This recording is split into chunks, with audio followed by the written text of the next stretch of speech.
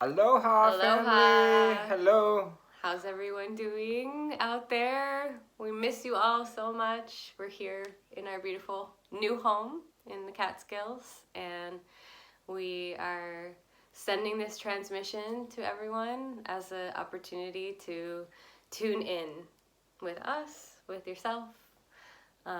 So we're going to take the next period of time, hour and a half, to kind of open up the space for a virtual meditation, a virtual transmission together.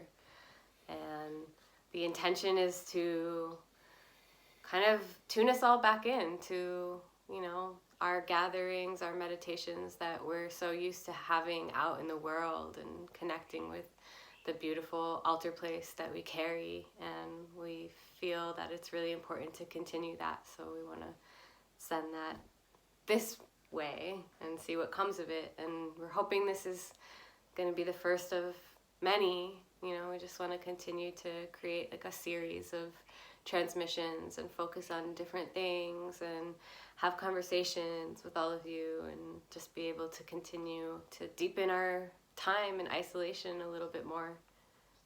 So yeah, welcome home, welcome forward. Good morning, family. I wish I could say it's nice to see all of you, but I can't see all of you, so it's nice to be virtually present with you and whatever that means. I was just meditating on how in the Huichol tradition they say that there is no word for ceremony. The ceremony never begins, it never ends. It's just the thing that's been happening the entire time, all the way through and through. And so a lot of people have been reaching out to us about coming together and gathering around that kind of sacred space, and asking us when the next time that's going to happen is. And obviously we're kind of at a place of deep not knowing right now, which is a really beautiful thing when you're really able to just fully embrace into that spaciousness and just kind of let go of my expectations or plans for the future and what I thought was happening, and just embracing the unknown and the abyss in that respect. But as always, there is no beginning or end to the ceremony. The ceremony is something that is not an external container. It's not a place to hear music. It's not a place to drink something. It's not a place to any of these things. It's a total inward relationship with whatever is happening in the present moment for you. That's the essence of what that teaching entails. So we wanted to just offer this transmission, as Ishel was saying, as a way to communicate that central message to you, that the sacred and the ceremonial way of life and the connection to spirit, that's something that we can embody and practice and connect with in our daily life, no matter where we are or who we are not with. And that that spaciousness is an inward place that's always available to us at any moment, despite what's happening. Our teacher always says, choose to be happy regardless of what's happening in the circumstances. So this video is really just an opportunity for us to tap into, okay, what do we need to do to find that place of happiness, that place of centeredness, that place of joy, and how can we take those teachings and really live them even when, literally it feels like the world is falling apart in some regard. So I believe we're going to open up with a song, an invocation. Mm-hmm. Okay. Most of the people that are receiving this video know us and have sat with us, but we do understand maybe there's some that haven't. And so just really quickly, we just want to introduce ourselves. And of course we're changing in every moment. But I'm Ishel. I go by Jerry. And we are representing a tradition of an intertribal altar place. So everything that's shared here is coming from a melting pot of bringing all walks of life, all colors, all creeds, all traditions that we've personally studied and that also we've been passed by our teacher, Maestro Manuel Rufino, and the many teachers that are surrounding us in every moment. We have the opportunity and the huge blessing to be able to be with him during this quarantine and during this time. So what we've been receiving through him and through all the members of the community that we're with here is incredible. And so we just want to say that this is not a religion. This is not A dogma. This is a way, a bridge, a rainbow bridge for us all to connect. So whatever resonates with you, take that with you. And we're just presenting it the way it's been passed to us and through our own personal experience, through the filter that we see and that we're continually evolving and learning every day. So we're going to start by asking permission. So we want to invite all of you to just find yourself in a space that is quiet and comfortable, and maybe get yourself a nice cup of tea, light a candle. If you have some herbs, some sage or Palo Santo, go ahead and bring that into your little altar place now, and we will begin.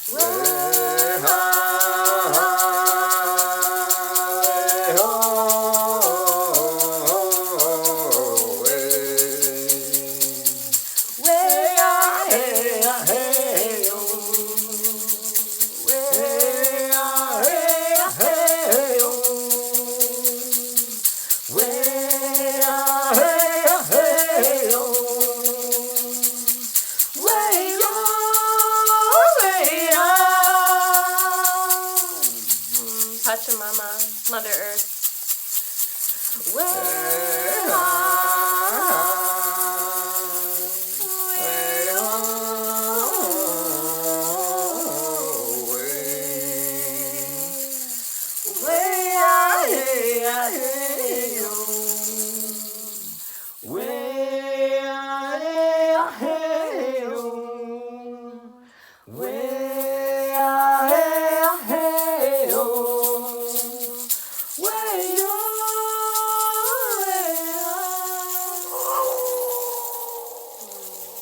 Tuning into the heart of humanity, the universal heart, connecting all of our hearts as one, wherever we are, in whatever state, knowing we can return back to this light inside, and giving gratitude to all of the teachers of all the traditions, to the plant kingdom, the animal kingdom, the angels, archangels, all of our protector spirits, all of our loved ones, our families, our friends, ancestors, our higher selves.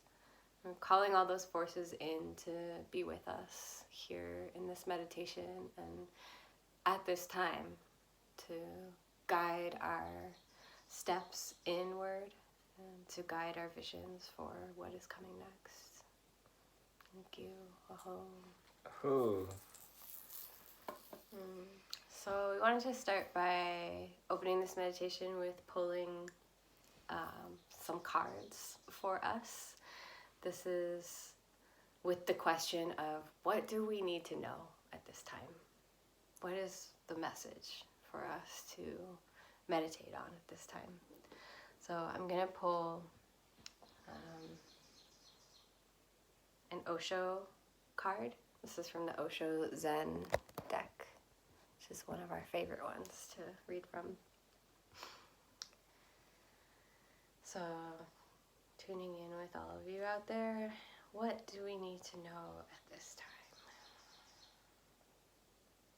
time? So the card is appropriate.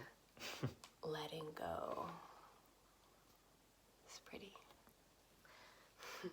Number 8, which is one of my power numbers.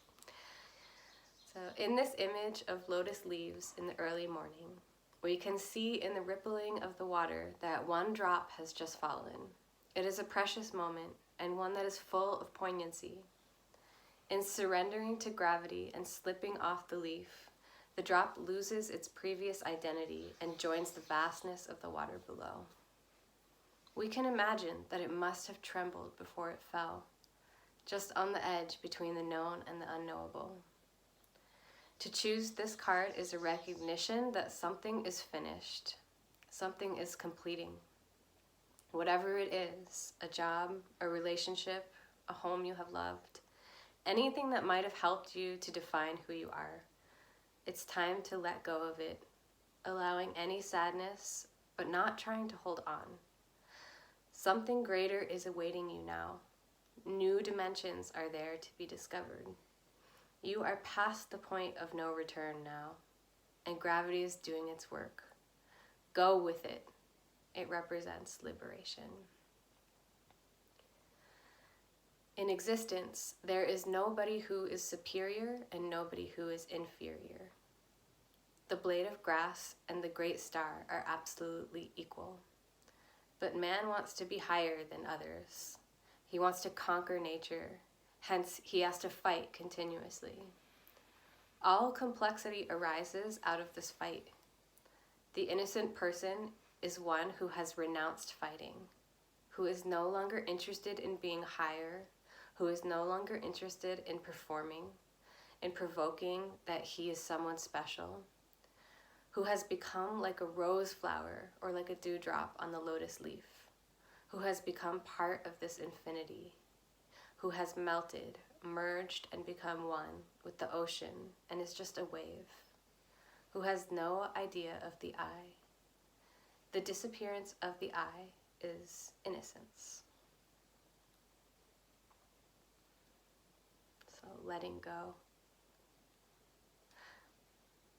And it's interesting because I think it was about the third day that we were up here, upstate in quarantine. and we were in a meditation with Maestro, and I was just meditating, reflecting on like what was happening. I was like, wow, okay, so there's this coronavirus, and now we have this quarantine, and okay, I think we're going to need to cancel, the next week or the next month's worth of, our travels, and starting to piece together like what's shifting. And then all of a sudden it just hit me. There was like this really strong voice that was like, you're never going back to the life that you lived before this. There is no turning back. As like when this card was saying, you're past the point of no return. And it was in that moment where I was like, whoa, okay, we're gonna let all of it go and just like be present here and see what's gonna happen. Because like, whoa. And yeah, it was just a really strong knowing from the very beginning of this, like whatever's happening right now, like it's shifting something for real, and I know that we've been talking about this for a while, like when we've been going out, saying that the elders are saying, that once 2020 comes, there'll be a 5-year period where things are like gonna start to really get stirred up and start to transform, and then after that period we'll find ourselves in a completely different world. And so to be with Meister every day and hear him saying, like the elders have been talking about 2020 for however long, and here we are now in this moment, and like look what's happening, and this is affirming all of that we're exactly where we need to be, and the best thing that we can do is let go of whatever plans or attachments we had for what we thought was, coming, because maybe Spirit has something better in mind for us. Yeah, and I'm reminded of a saying that says the Chinese character for crisis is also the same character for opportunity, and they overlap.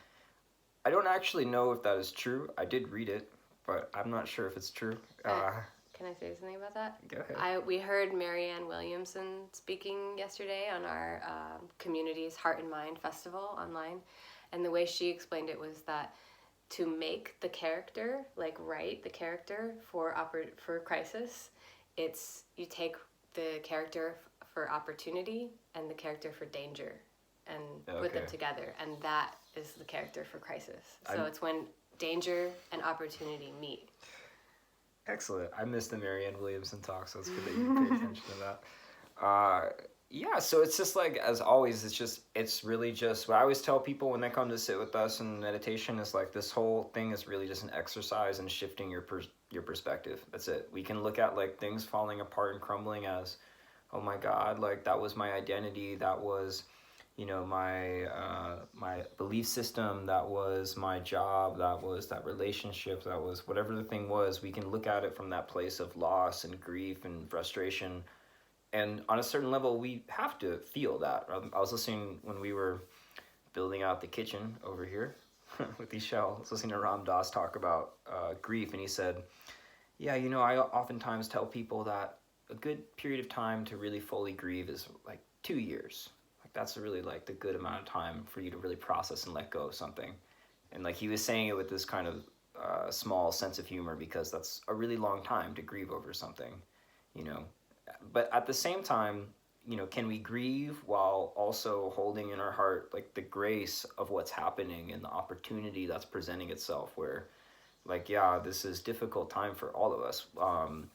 Although I missed the Marianne Williamson talk yesterday, I saw several other hours of different elders from, Lakota, the Kogi, the Mapuche, our teacher's teacher in Venezuela. I'm sure some of you watched it as well. And what they all just seem to emphasize is like, yeah, this is difficult for all of us. There was a moment where Ishel and I went to go talk to Maestro because, being thrust into these new circumstances, because we had been traveling so much and going different places, we within ourselves on our personal lives are being confronted with different aspects of things. We're like, wow, this is really challenging. Went to go talk with him, and it was really beautiful, really sobering, and really humbling, because he was like, yeah, this is difficult for all of us. Those of us who are used to being going out are now suddenly forced in, and those that are forced in are suddenly being, forced to engage with people in a totally different way. And it's something that we can just begin to look at as like, wow, what is it that life is calling forth within us right now? What is it that wants to come through us? And obviously, it's not what has been coming through us in the past. It's something totally different. It's something that's a totally new set of circumstances. It requires a whole other level of transparency, of authenticity, of integrity, of taking, ownership for your life, realizing that the systems have not been working. The systems have been totally geared and wired in the wrong direction. I think everyone knows that at this point. It would be kind of preaching to the choir, I think, to express that. But the what my personal meditation has been, and this has been when I found myself in this difficult place, what came to me was like, wow, I really need to wake up every day with the sunrise and pray like really deeply for like, what is it that I need to realign within myself? What is it that I need to call in? What is it that I need to clear and let go of and just disidentify with and say, okay, that was there for a period of time, whether it was an emotional pattern, belief system, a behavior, a friendship, whatever it was, and just be like, okay, that needs to move into a different space, a new place of relationship.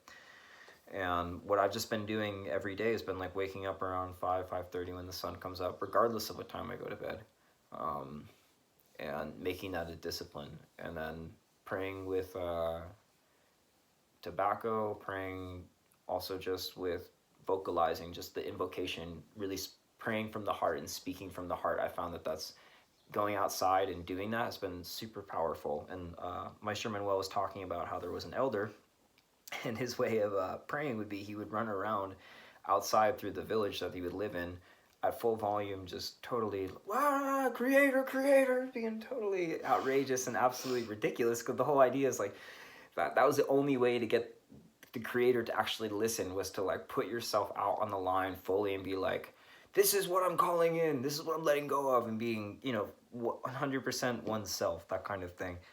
And on a certain level, I've been doing that. I have not been yelling. Don't worry. You probably would have heard me. I mean, sometimes. Maybe a little bit. Not like yelling like aggressively, but maybe like yelling with like calling this in with force. We have neighbors, so I try not to yell. But doing that has been really powerful. And like what I feel I was expressing to a couple people who we live with in community is that this period of time to me has felt like Groundhog Day, the movie with Bill Murray, where because of the like 180 situation that we've all kind of found ourselves in, where life is flipped upside down, being confronted with the patterns of how we relate to things, to ourselves, to each other, to life, to nature, to food, to habits, addictions, all kinds of things.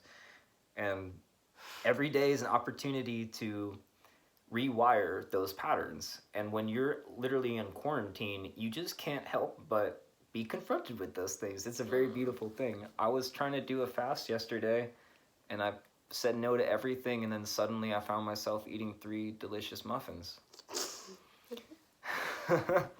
At the end of the day, today I've said no so far. It's only 5 p.m. We'll see how far I make it. But this is a wonderful opportunity to just totally like deprogram yourself, to let go, like Yishel was saying, and to really step into the practices and the disciplines that will allow you to do that and not be consumed by the distraction of capitalism, of modernity, of all the nonsense that people try to pull your way throughout life, and really hone into like who you are as a person. What is it that you have to offer the world? What are the gifts that you've been holding back inside because you've been too caught up in the rat race or the situations? And what is it that you've really been trying to tap into to bring forth? So I could keep talking on this, but I want to pass the invisible microphone to you. Yeah, I mean, Maestro has been saying, like, since this all happened, he's like, you can look at this one of two ways. You can look at this as a house arrest, or you can look at this as a vision quest. It's like, it's up to you how you utilize your time. How many of you have been saying for so long, oh my gosh, I just wish I had a break. Oh, if only I wasn't, having to go to work every day, or if only I wasn't doing X, Y, and Z, then I'd be able to finally, like, fulfill dreams and like, you know, work on my creative stuff and all this, you know. And so, okay, well, now Spirit has given us the opportunity, and obviously some of you are still working. I mean, it's a very different situation for every one of us, but on some level, you know, there is a shift in how we interact with the world, with our environment, and that can be utilized as an opportunity to go in. Just need to Technical plug in situations. the phone really quick. Oh no.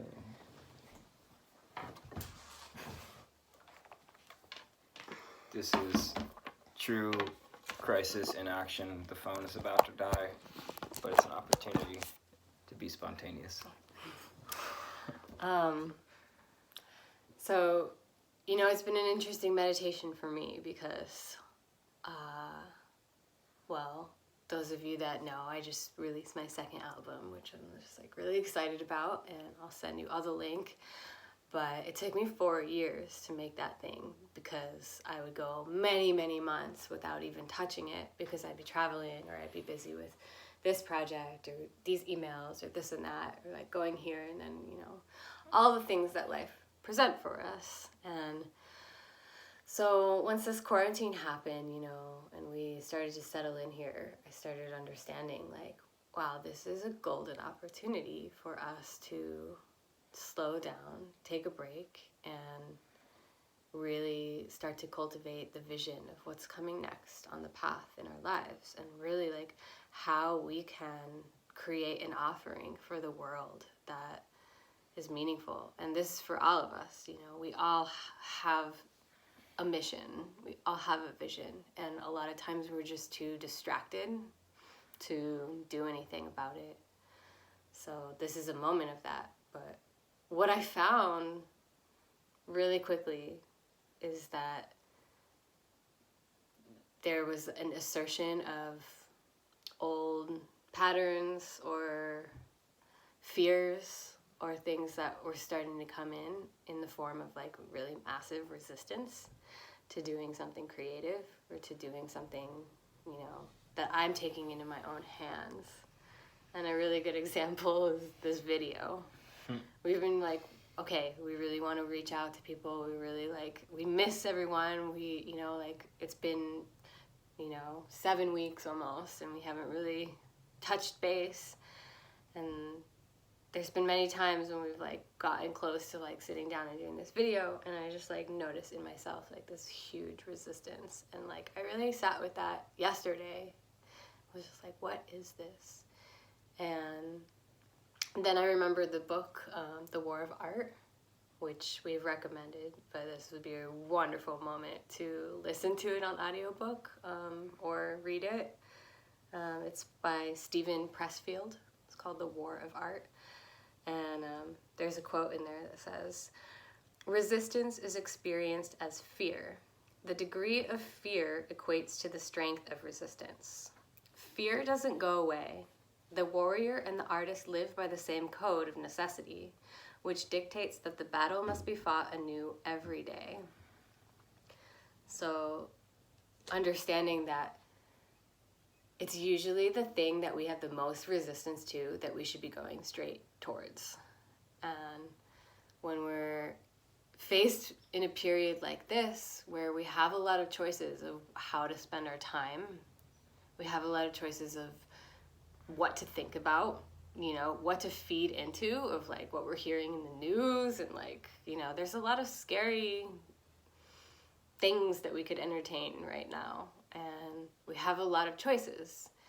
And you know, when it comes to those kinds of things, like wherever we're like feeling like, oh, you know, like I've been wanting to write that book for a while, but like no, it's too you know, too much of a commitment, or you know, like, oh, I really want to get into a yoga practice, or whatever it is for you, you know, where we're feeling that resistance, that's the place that we should be going straight towards. And that's same with our emotional things, you know, we have something that's coming up that's really difficult to look at, you know, then that's the place that we should go towards at this moment. And Maestro was talking to us the other day, and he's like, I know that you guys are having a really hard time. Everyone on the planet right now is having a really hard time. Like, it's okay, it's normal, it's part of it. But he was like, you should be grateful because, like, if you're having a hard time, then that means Spirit is paying attention to you. And that something really special is going to come out of that. If everything was just going fine and life was kind of bland and boring, like, you'd kind of be like, hey, pay attention to me, I want something to happen. So we could take that as a compliment and a blessing. So the Spirit is paying attention to all of us on Earth right now, so whatever's happening is super special. We should be very grateful for what's happening, despite the struggle. God bless me special. We just have no understanding of, like, what is really going to come from this. And a lot of it, like, really depends on, like, what we choose to focus on at this time. So one of the main intentions for this first video, besides just, like, catching up with everyone and just sharing where we're at, is to kind of talk about what it means to harmonize our daily lives with the medicine wheel, with utilizing this time as kind of a vision quest. And I know that many of you have heard us talk about this concept. This is, of course, the central compass of our altar place. But for those of you that aren't familiar, we have the opportunity to move around the medicine wheel and through all the phases of our lives, through all of the elements, and through all of the perspective directions. Every day we have the opportunity, we're walking that meditation.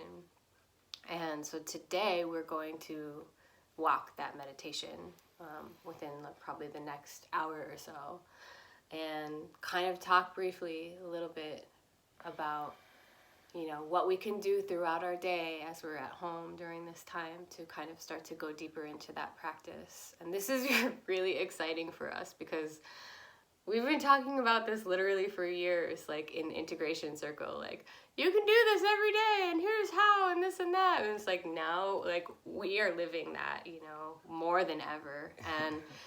And Spirit's presenting all of us with the opportunity to train ourselves in what that looks like. And that is such a special opportunity. It's exactly what we've been praying for in how to take this work to the next level. That this isn't just about coming together for 1 or 2 nights and, having really profound experiences and deep insights and healings, but then we go back home and go back to our television shows and our coffee shops, and, that this is more than that. This is a path, and, we choose to go deeper. So we're gonna walk that meditation together today and see what comes of it. I mean, this is the fundamental of our tradition, and most of you know this, and that's really exciting that we're at a level where, we've been cultivating this practice together long enough to where we're familiar with these concepts so that we can start to go a little deeper, into what that is. And so whether you know it or not, here's your chance to do it. And if you've been doing it, awesome. Let's go deeper. Let's continue. And if you've been struggling, as always, the best place to start is right where you're at. There's no better time to start than now, no better place than here. And sometimes in order to go forwards, you just have to go backwards. You didn't want to eat the muffins, but you ate the muffins. So you just have to live with that and move forward. Tomorrow you don't make muffins. Yeah. You tell your roommates not to bake muffins. But I always like what our teacher said. He said, the path, the ascension, it's vertical. It's very clear and straight up. But to actually walk on the path of ascension, it's very tricky. And it's all over the place, and you will be very confused. Mm-hmm. So these teachings have been passed to us through the tradition. Everything that we're sharing has basically been passed to us through the tradition. And they're all just there as signposts to make the path, perhaps, hopefully, a little less tricky for you. Mm-hmm. Okay, so we're going to start with our invocation and meditation with the element air and the direction of the east.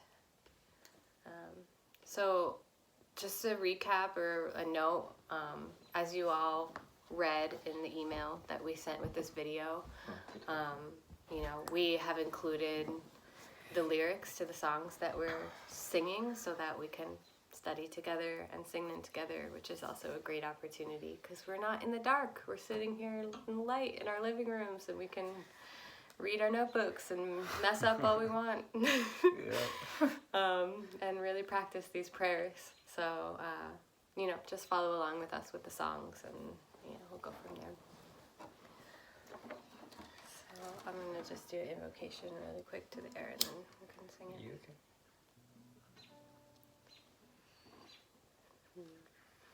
So we're asking permission to open the gate of the east, calling in the spirit of the air, connecting to the place that is the house of the rising sun, the place of new beginnings, calling in that sunrise and that rebirth energy inside of ourselves, the time of the early morning when things are really clear, really quiet, really simple. Connecting ourselves to the phase of life that is our childhood, where it all began, that place of innocence inside of ourselves, that place of awe and wonder, the newness of life and the mystery of what is to come, calling in the perspective of the golden eagle to be able to soar far above anything that may look as an obstacle or as a confusion in our path, and see the bigger picture, see the landscape from that place, that vision, the higher vision. And we're calling in the medicine of a clear and still mind, a peaceful mind, a positive mind during this time, guarding our thoughts really carefully, being disciplined and strong with what we choose to focus on with our mind, how we choose to feed it, and how we choose to clean it as well. So thinking the spirit of the air, the spirit of all the bird tribes, calling in those winged ones to take us to new heights.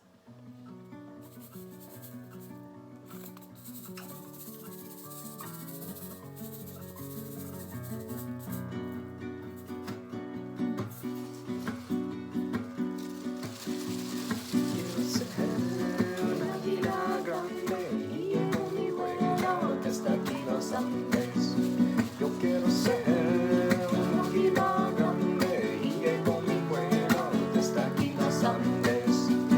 Way hey, hey, hey, haina, way hey, hey, hey, haina, yeah, hey, hey, hey, haina, way hey, hey, hey, haina. Yo quiero ser un cóndor poderoso, volar por el cielo y sentir su gozo. Yo quiero ser un cóndor poderoso, volar por el cielo y sentir su gozo. Way hey, hey, hey, haina, way hey, hey, hey, haina, way hey, hey, hey, haina, way hey, hey, hey, haina. Yo quiero ser una colibrí y llevar mi néctar de flor y flor. Yo quiero ser una colibrí y llevar mi néctar de flor y flor. Hey, hey, hey, hey, haina, hey, hey, hey, haina, way hey, hey, haina, way hey, hey, haina. Yo quiero ser una paloma y llevar la paz a la tierra toda. Yo quiero ser una paloma y llevar la paz a la tierra toda. Way hey, hey, hey, haina, way hey, hey, hey, haina, way hey, hey, hey, haina, way hey, hey, hey, haina. Yo quiero ser un mágico cuervo y llevar el mestizo a todos los pueblos. Yo quiero ser un mágico cuervo, llevar el mestizo a todos los pueblos. Way hey,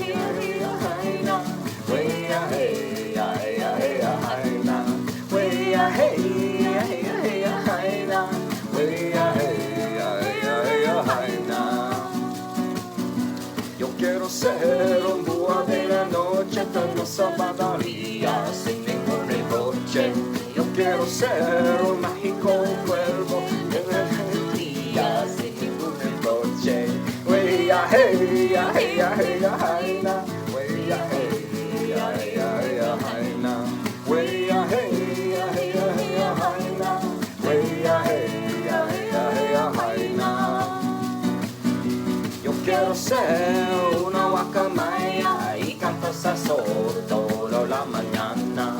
Yo quiero ser una guacamaya y canto sazón toda la mañana. Wey a hey a hey a hey a hey na. Wey a hey a hey a hey a hey na. Wey a hey a hey a hey a hey na. Wey a hey a hey a hey a hey na. Quiero ser una guagua por la morequina, lado lado. Yo quiero ser una guagua por la morequina, lado lado. Wey a hey a hey a hey a hey na. Wey a hey a hey a hey a hey na. Wey a hey a hey a hey a hey na. Wey a hey a hey a hey a hey na. Yo quiero ser como Quetzalcóatl en estas canciones da mi corazón. Yo quiero ser como Quetzalcóatl en estas canciones da mi corazón. Wey a hey a hey a hey a hey na. Wey a hey a hey a hey a hey na. Wey a hey a hey a hey a hey na. Wey a hey a hey a hey a hey na.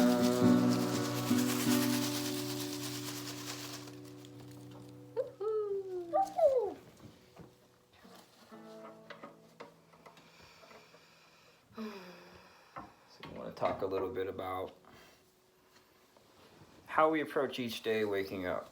And, you know, Ishal and I have been kind of going on the road pretty nonstop for the past 3 years, so maybe longer, actually, in a lot of ways. Before we got together, we were doing it on our own individually.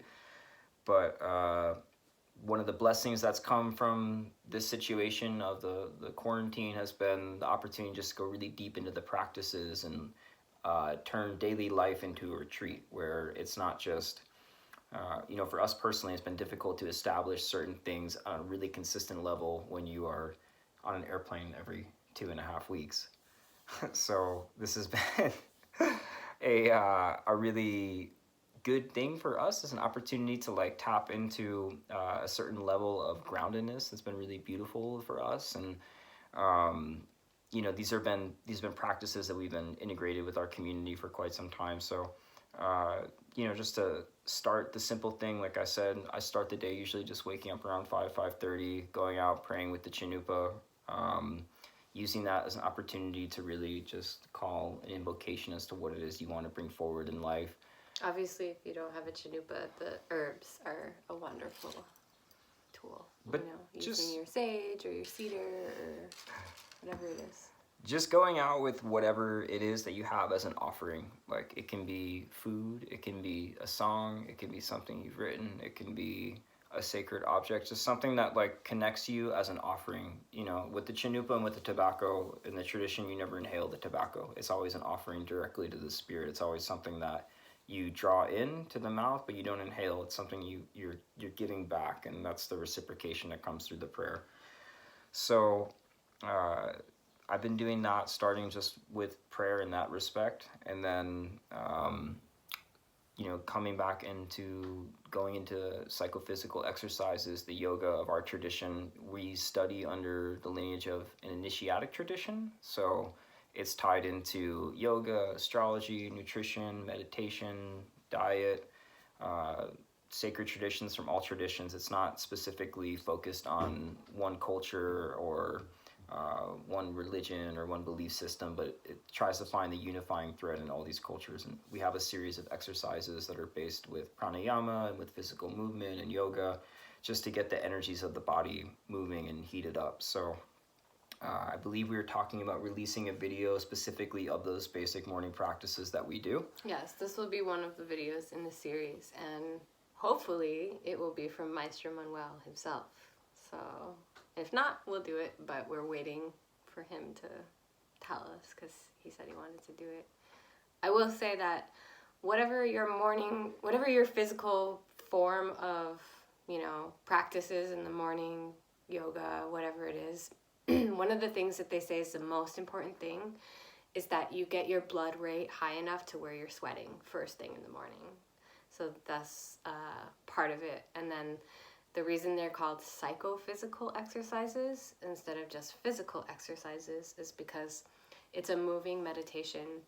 So tying into the movements, your prayers, I like to visualize, what my intention is for the day. And then like when I'm at the point where I'm breathing really heavy and I'm sweating, I need to stop, like projecting in my body, every cell, peace, projecting patience, projecting confidence, whatever it is, for the day. So just to explain a little bit about what those exercises are. Yeah, and we live in community, so like the central core principle of our tradition is service to others. Karma yoga is unfolding the self by giving the self to other people, and to put aside the personal individual agenda for the larger picture. And one of the struggles when you take the road of service is finding the appropriate balance between self-care and responsibility to other people. It's like a never-ending perpetual struggle that all of us in our community deal with, and I hope on a certain level that the whole planet is going to start to grapple with on a more visceral way, because now more than ever that's what's necessary for us, is to grapple with how much are we taking and how much are we giving, and what is the right relationship in respect to that meditation. But our teacher always says, to be able to be in a good place of service to others, you first really need to be in service towards yourself. You first put on your oxygen mask before you go to assist another person with their oxygen mask. So taking the time in the morning to just cut out social media, to cut out work-related things, to cut out all the responsibilities and come into that sacred place, get the body moving, get the energies of the body activated, purify the mind and the thought through the power of prayer. These things are just absolutely crucial towards making strides towards the vision that you want to activate.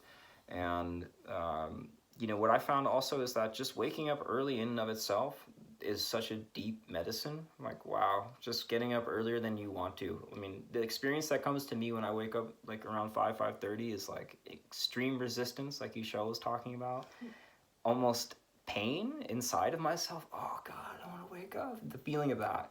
But then the understanding and the trust that once you just get out of that initial cycle and step into the activating energies of the morning, because there is, according to the elders of our tradition, something super powerful that comes through with the energies of the sunrise, the noon, midday, the sunset, the dawn, the energies that come through of those solar transitions. There's something that happens, and on one level, it's very obvious. I mean, the sky is pink, it's purple, it's all of a sudden multicolored, and the animals all of a sudden start to become awake when before everything was sleep, from dark into light. There's something very obvious that occurs there. But if you're attuned enough and you're tapped into your meditation, if you're tapped into your practices enough, there's something very deep that happens inside that can't be expressed through words that synchronizes with that. And if you're sleeping, you miss that. So, Can I say something? Please. Interrupt me whenever you want. So there's this thing that I did in my house to keep us in awareness and remind us about those really special moments and those hours in the day. And that is that we have an east-facing window and a west-facing window. And I hung prisms in them so that those moments in the day when the sun is rising and when the sun is setting, the light shines through and casts rainbows all over our whole house. And I call it rainbow hour. I'm like, oh, it's rainbow hour. And that's a marker for myself to be like, hey, like, pay attention. Spirit is talking right now. Like, this is a transcendental moment, which is what it's called in the tradition. Like what Jerry was saying, those times in the day. And as far as like waking up early goes, like, it's funny because like we tell ourselves these stories like, oh, I'm not a morning person. And like, oh, really? I didn't know you labeled yourself as any type of person. But I used to say that. Noticed that it didn't help me. And one of the tricks that I have is just like, for us, we travel a lot. And it's like, if you have to get up at 4 a.m. and get on an airplane, like, you're not gonna not get up. right? Like, you're not going to miss your plane because you wanted to snuggle your pillow a little more. Like, you're going to get out of bed and you're going to go because you're going somewhere, you know? And that's the way the practices are for me. And what they've become for me is like they're my form of transportation into like the state of consciousness that's going to take me through my day. And since we've really had the chance to hone in and I've gotten to experience on a deeper level like what it is to do them consistently for a long time and to wake up consistently early for a long time, the days that I don't do it, I like there's something that just feels really off and like I can feel it, and it's not like maybe it's obvious, sometimes it's obvious, but sometimes it's not. It's just like the whole day I'm like I just feel weird, I feel kind of groggy, I feel like edgy, and you really notice the difference. It's like even if you sleep less but get up at that certain time, you'll have more energy than if you slept past, 6 a.m. and you slept more hours and then woke up. Because what's happening is when you wake up at that moment, when the sun is coming up over the horizon, you're receiving all of the life force energy and all of the information contained in that cosmic energy for the entire day and downloading it into your being. And when we sit and meditate with that, it fuels us and it fills us for the whole day. So it's really special. So, yeah. And then the recommendation, the yogic traditions, is working with cold water. Cold shower is excellent, just going in for, as our teacher says, as long as you can take it, but first starting by heating the body up, getting the sweat going, getting the inner fire activated, then stepping into the cold water gradually. It took me many, many years to actually figure this out, even though I was told many times. I sometimes miss the obvious things. And one of the most important things that you can do when taking the cold shower is like you just gradually go in from the toes to the feet to the ankles, the shins, get your hands, pick the water, touch the body with it. Otherwise, if you just jump in, you'll just jump right out. You can't take it. But if you can gradually get the body acclimated to the cold, what it feels like to be cold, suddenly what might have been a 10-second cold shower turns into a 3-5-minute cold shower. And even better than working with cold shower is cold plunge. That's what I've been doing here. Is been filling up the bathtub with ice cold water and then submerging myself in it for about 10 minutes, listening to a Dharma talk while I do it. Super powerful. Just activates everything, cleans out all the impurities of the mind, emotional things that otherwise would take you many hours and many arduous practices and challenges and confrontations throughout the day. You can clean out in a few minutes just by working with the element of the water and the cold water in that respect. Combining that with the physical practices, waking up early, the power of prayer, sitting meditation. I recommend doing an hour of sitting meditation every day in the morning. It can correct so many things in terms of physical ailments with the body.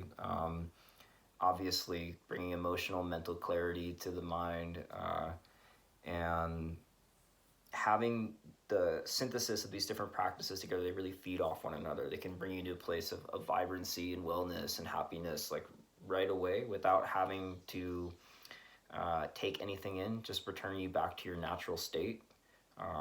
The cold water in particular can just help flush anything out that's not being there. Our teacher said the other day, take 2-3 cold showers a day if you need. The other day I had to if you're having a really hard time, especially. Yeah, and in this days and age, you might have to do that. And, we don't recommend using shampoo 2-3 times a day, but the cold shower 2-3 times a day is an excellent idea. It's wonderful. And once you really start to tap into the meditation of what that is and the transformation, the alchemy of that practice, like, wow, the things that you can change and correct and balance within yourself, you wonder why these things have been kept hidden for so long. The other thing I've been doing, and this is also really important to do, is after the cold shower is you need to take hot liquid to heat everything up, because what essentially happens is your body's going into shock on a certain level, which is on a certain level very good for the body. The circulation activates, the organs start pumping out the heat, you get that inner fire. There's a moment where at first you were freezing, and all of a sudden you feel quite warm being submerged in cold water. And what's really helpful to do afterwards though is take the hot liquid in order just to kind of sustain that heat that's been going, and recommending using cacao. I'm taking cacao every morning, a couple of scoops. It just activates the energy of the heart, and after you flush all the impurities through the yoga, through the cold water, the cacao allows the heart chakra to open and allow the place of love and expansiveness to come in. So, just a recap of something that you can try, for your morning routine is 1, wake up early, earlier than you normally do, and work your way towards, 5:30, 6. That's a good place to be. Then after you wake up, morning prayers. So whether that's with the herbs, making an offering, singing a song, just a quick acknowledgement that you're returning back into this realm. Then psychophysical exercises or your physical practice. So taking 30 to 45 minutes to warm the body, get everything flowing, really get building the chi for the day. Then immediately, while the body's still warm, after that, cold shower or cold bath. Then after that, re-warming the body, taking in some hot liquid, maybe taking in a really nice sacrament of cacao or tea or some other beautiful herb for your day. And then the last thing that I would add into that is taking 30 minutes to cultivate a study, whether that is studying songs, practicing your music, reading something that you're studying that you want to, enrich your mind deeper with, doing a practice of, your whatever it is that you're studying in your world. For us, it's singing, and we like to practice music in the morning together as a couple. So whatever that is, that would be the final step, is enriching the mind, getting the mind ready. And then, well, I guess somewhere in between then, either after that or before that, sitting in meditation to center and clear and still the mind for the day. So that was a lot of steps. That's a lot of things to work with. Go slow. Start with just like focusing on one thing and keeping it like that. If you're ambitious and you're ready and you've been waiting and calling this in, just try the whole regimen and see how it feels for you. Obviously, there's going to be things that you'll adjust to your personal preference, and it is always recommended to follow a specific tradition or lineage when working with exercises like yoga or, certain things, so that you can get the transmissions from the teacher, and understand why things are the way they are. It's a science. So if you feel called to go deeper with those studies and work with our altar place, then we will be sending those physical exercises to you. We'll probably also do a video just on meditation. And yeah, so those are some things to start with. This is for the gate of the east and working with the morning time energies. So I just want to point out that we're journeying just like we do in a vision quest, because we're giving tools for what it would look like for you to have a vision quest in your quarantine. And to explain what that means a little deeper is that the sun goes through 4 main phases every day, like Jerry just explained, and that marks the 4 directions on the medicine wheel. So the early morning time is the air, or the spirit of the east, which we just invoked. Now we're going to move into midday, when the sun is just above us on the highest point in the sky. This is the element of fire. This is the energy of the south. And then when the sun goes into the setting point in the horizon, then we move into the gate of the west and the element of water. And then once the sun's down and we're in that darkest midpoint in the night, midnight, that is the element earth and the spirit of the north. So those are the 4 points that we go through throughout the day. And so as we follow this meditation, we're following those points. So we're going to move in now into the invocation of the spirit of the fire. So if you want to open that with your invocation.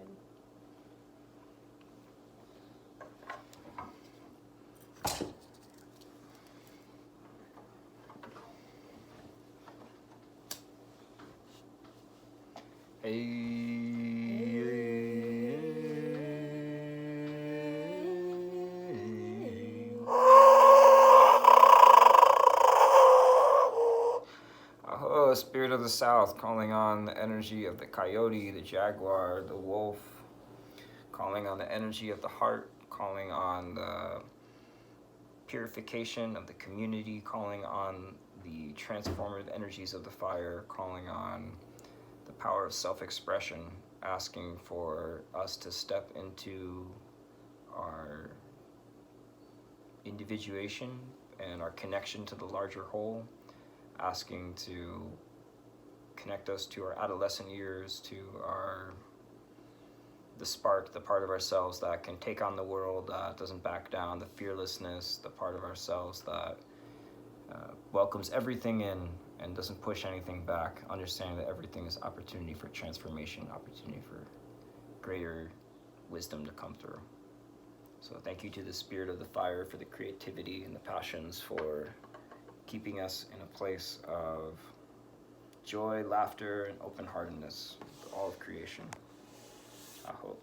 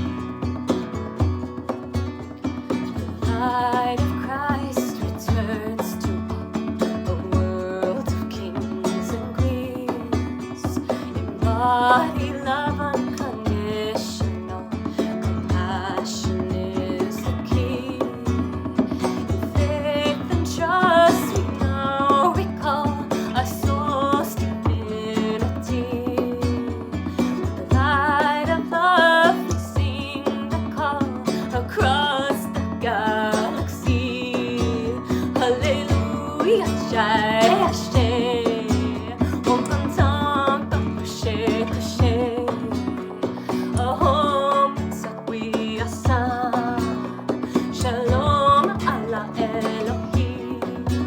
Kurai kurai ani ala Jejewan Perusha Kima. Nariki Mediko Artana. Ongkaran Taru Antara.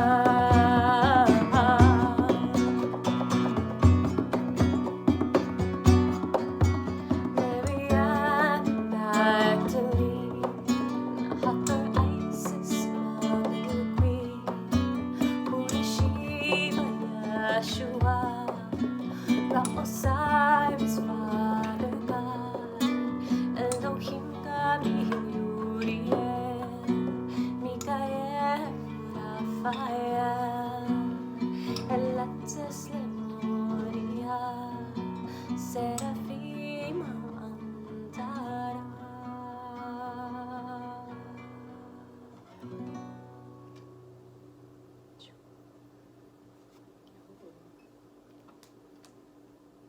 So welcome to the Fire Gate. This is the period of the day where we definitely recommend harnessing in the creative energies. The way I like to think about it is just what is the thing that makes me happy? You know, while this is a path of service, path of responsibility towards others, not just in our tradition, but in all spiritual traditions, that's what they all advocate. At the same time, you know, if you don't feed yourself first, if you don't, you know, with love, with good practices, with creativity, with joy, with the connection of compassion for yourself, with the heart energy for yourself, it becomes very, very difficult to share and give that to others. Not impossible, but difficult. So we recommend, you know, taking this after your period of time of meditation, of yoga, cold water, and okay, you've cleared the mind, you've cleared the vision, you've called in what you want. Now this is the opportunity to step forward with that. And the fire to me has a lot of the energy of like stepping forward. That's what the energy invokes, is like, okay, in our tradition, they say, we have an emblem that says to know, to dare, to will, to keep silent. To know is with understanding of the mind of Aquarius. To dare, Leo, take action, the element of the fire. And that's what this period of the day is calling on us to do, is we have to become fearless. We have to become fearless, take that step towards creativity. Like what Ishel was talking about, I have tremendous resistance to doing something creative. This video, all of a sudden, all the emotional garbage or whatever it is, I'm not a good musician, I can't talk in front of people, my hair is not good, not whatever the situation is. We find ourselves in a place of stuckness, but can we have the fearlessness with the, because we have the knowledge. You know, when I was walking to the meditation this morning for the morning prayers, there was a quote that said, vision without action is a daydream. Action without vision is a nightmare. And then a quote by Maestro Manuel following that said, follow your visions. So you must take action on the vision. If you just have some beautiful insight, oh wow, we could create a community and we could all eat healthy together and do yoga and treat each other kindly, and then you just sit there and do nothing about it, then nothing will ever come. And, you know, one of the energies that always comes to me in the spirit of the fire is the emotion of anger. Not like it comes to me literally like I get angry in the fire gate of a ceremony, but literally, but just the meditation. The meditation of the anger, you know, of like the transformative energies. That's what comes to me when I meditate on the fire.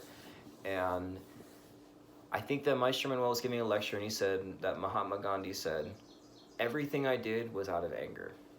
The person who's the icon of peace, everything I did was out of anger to bring about change and transformation to the world. And I love the Dalai Lama. We were just in Karnataka in South India a few months ago, visiting one of the traditions of the Tibetan Buddhist lineages, and the Dalai Lama was a visitor there for a period of several days and gave several talks, and we got to spend some time fairly close proximity to the Dalai Lama, which was very beautiful. And, you know, he was quoted as saying that, you know, anger, if harnessed correctly, appropriately, can be an amazing tool for transformation. So we can look at, like, in a certain level, it feels like we are in the fire gate of the quarantine right now. That's how I feel. Not like angry, but just we're in like the pressure cooker. like our vision has been clear that like, okay, something else is happening right now. Like we don't quite fully understand it, but something else is happening. And now we're getting into this place where it's like, okay, we've meditated. We've had perhaps some vision. If we haven't, keep meditating. But perhaps we've had a vision of what needs to be transformed in ourselves, in our daily life, in society. Now the meditation on is what steps of action can we begin to take. And that's a big reason why we started to do this video. You know, we were just in the 7 weeks of like super deep meditation with our community, with the earth, planting, farming, and you know, it was this moment of like, we need to take action. Our creativity has been blocked. We haven't been sharing something, because that's the energy of the fire. Is what is it? What is the gift that you have to share to the rest of the world? What is that creative spark that makes you unique as an individual, that is in a lot of ways challenging to the structures that have been imposed on you? Because that's a lot of what the energy of the fire is. A lot of like the Heyoka energy of, you know, going against, going backwards, not following the rules of everything that's been imposed on someone. Now this is the opportunity to break out of those restraints, the authoritarian restrictions, and to step into something that challenges and transforms and revolutionizes things. So the key thing that I personally have found in my daily life has been, you know, through music, has been through service work in a lot of ways as well, because you know, what greater revolutionary act is there than to go against your ingrained, implicit behavioral patterns? If all we ever do is think about ourselves, then to be a true revolutionary would be to think about other people. I was talking to my father on the phone. He was like, we were talking about these kind of principles, and he was like, yeah, I always really liked Gandhi, you know, because Gandhi was always willing to just scrub the toilets.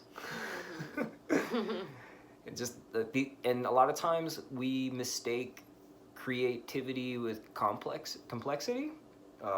One thing I've learned from working with the fire and the ceremonies of the lodge and this sort of thing is that great transformation can come through the simplest of things. The act of just splitting wood consciously, intentionally, burning it consciously, intentionally, and then sitting in heat. Like, wow, it's the most medicinal death, rebirth experience that I could possibly, you know, envision on many levels. So yeah, I'm just like meditating on like I'm hearing like we're a little bit in like a different dimension here. I'm hearing, you know, we have the blessing of like being able to be on a land where we can like, you know, work on a farm, or we can like go into sweat lodges, or we can like, you know, do a lot of things. And I'm just hearing a lot of people who are at home in apartments, or, you know, like not having access to these types of things at all. And like, what's the, you know, recommendation in that sense of like how to be of service? Because like there's a limit on some level at the moment to like going out and, you know, being of service. And so what's the meditation there? Well, one thing that comes to me right away is like, as we've been in this period of quarantine, isolation, you know, just reaching out to loved ones. That's what the meditation of the fire is. It's the community, it's the family. Like reaching out to loved ones. My mom's birthday yesterday, I called and talked to her on the phone, and she said, you know, I asked her how my grandmothers were doing. She said, oh, they would just love to hear from you, just the smallest thing. You know, they're at this point in their life where they're, you know, 85, like they're might pass away, and there's a lot of fear. Just to have someone reach out that cares for them, you know, just someone to share that love, that heart energy with somebody through the blessing of technology in this respect.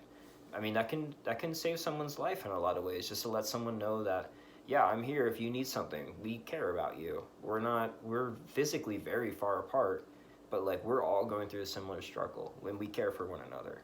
And I have to say, in this period of quarantine, I have never felt more connected talking to loved ones on the phone than perhaps ever before. Just to be like, hey, how are you doing? Like, this is a moment of crisis. This is a moment of like global transformation where everything is falling apart. And like, if everything is falling apart, then inevitably something inside of you is also falling apart. How are you doing? I care about you. And like, when people hear that, it's like, oh, wow, someone cares for me. And then maybe they go out to care for somebody else. And it's like, these things are simple, but, you know, there's something powerful there. The other thing that comes to my mind is like if you have the opportunity to be living somewhere connected with nature, where you have a yard that's enough nature, start planting food. Start uh, growing food. Like we live across the street from the farm of our community, and just working in the earth. I'll say two small things about it, then pass the invisible mic to Michelle. But it's just working in the earth has, I found, allowed myself to release things that I don't know how long it would take to release that otherwise. Just like all of a sudden, just like being in the meditation of the dirt and knowing that all the energy I'm putting forth is coming back as food and nourishment for people, and it's healthy and it's healing, it's medicine for people. Like not just the physical energetic act, but also the understanding of what's coming through. The freedom that's brought, like wow, super special. That can be done, as simple as like maybe putting some beds in your front lawn or your back lawn. These are simple steps that we can take towards, loosening our dependency on a broken, corrupt system and empowering ourselves to reconnect back to nature. So that's the meditation, is how can we reconnect back to each other and to nature, which is the same thing in a lot of ways. That's the essence of what our creative meditation should be towards. How can we reconnect? Because something has fragmented here really dangerously, and it's important that we reconnect at this moment. So, ouch. Yeah, it's just, thank you for bringing up the thing about reaching out to people that we love, because this is, like Jerry said, one of the reasons why we're like doing this video. And my meditation for many years has been like understanding that that's an aspect of myself that like I have a really hard time with.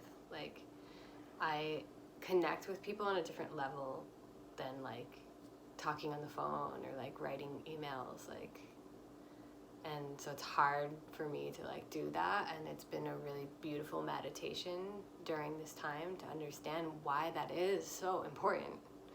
And like, because whether we're in quarantine or not, a lot of people just feel isolated, and like the difference it can make of like just calling someone or just being, how are you doing? Or like, oh, I just saw this thing and it made me think of you, or sending a photo or something, and like deepening our connection in that way.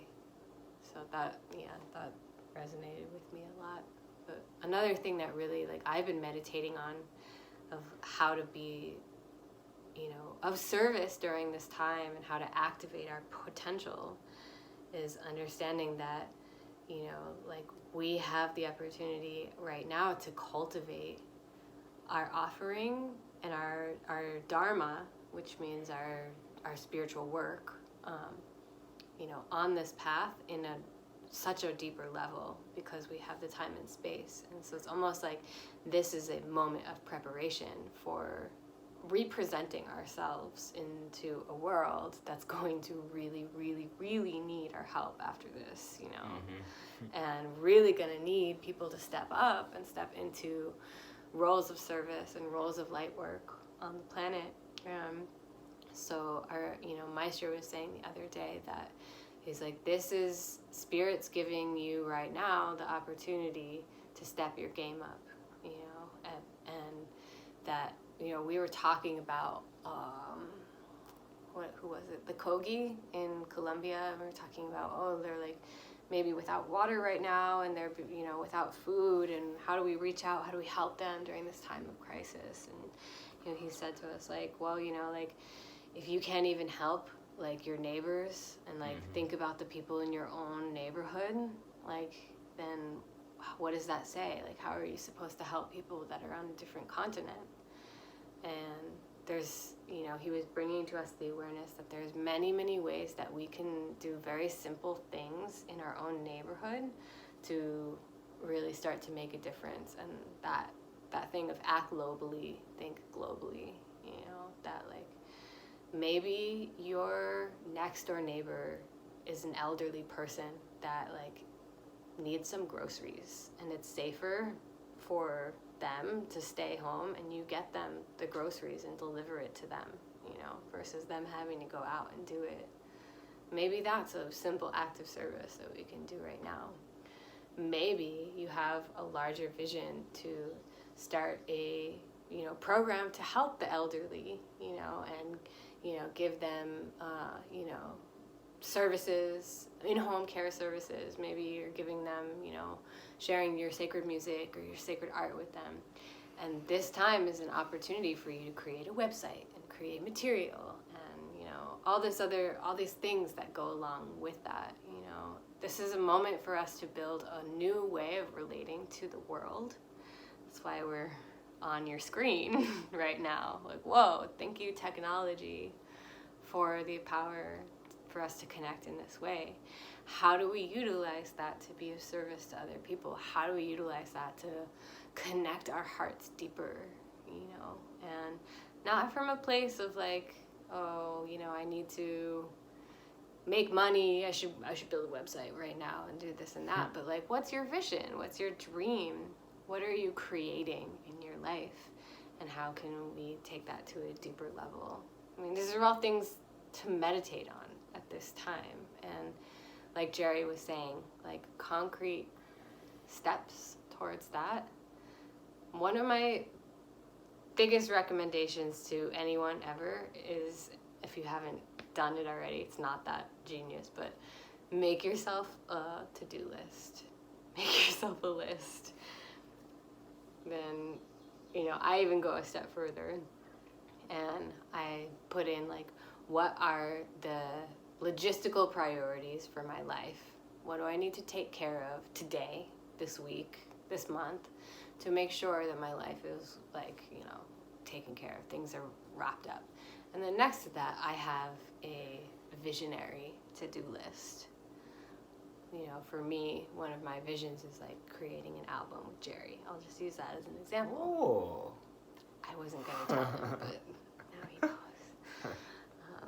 And so we have this like beautiful list, but like, what's even the first step to that? Like, how do we break that down? And so writing it down and creating concrete steps for yourself, that this week I'm going to sit down with Jerry and we're going to write down all of the songs that we really love to sing together already and what instruments we love to use with them. We're going to make a list of everything that we have so far. And then the next step on my list is I'm going to go into the studio and, start pulling samples of everything that I want to add. I'm giving this example, but taking a vision and trying to follow that vision can be really daunting and really intimidating. Mm-hmm. And trying to bring something into manifest to create it can feel really like, where do I begin? And so really, it's just about taking the first concrete step that we know. Maybe the first step is, I need to research this. I don't know anything about this.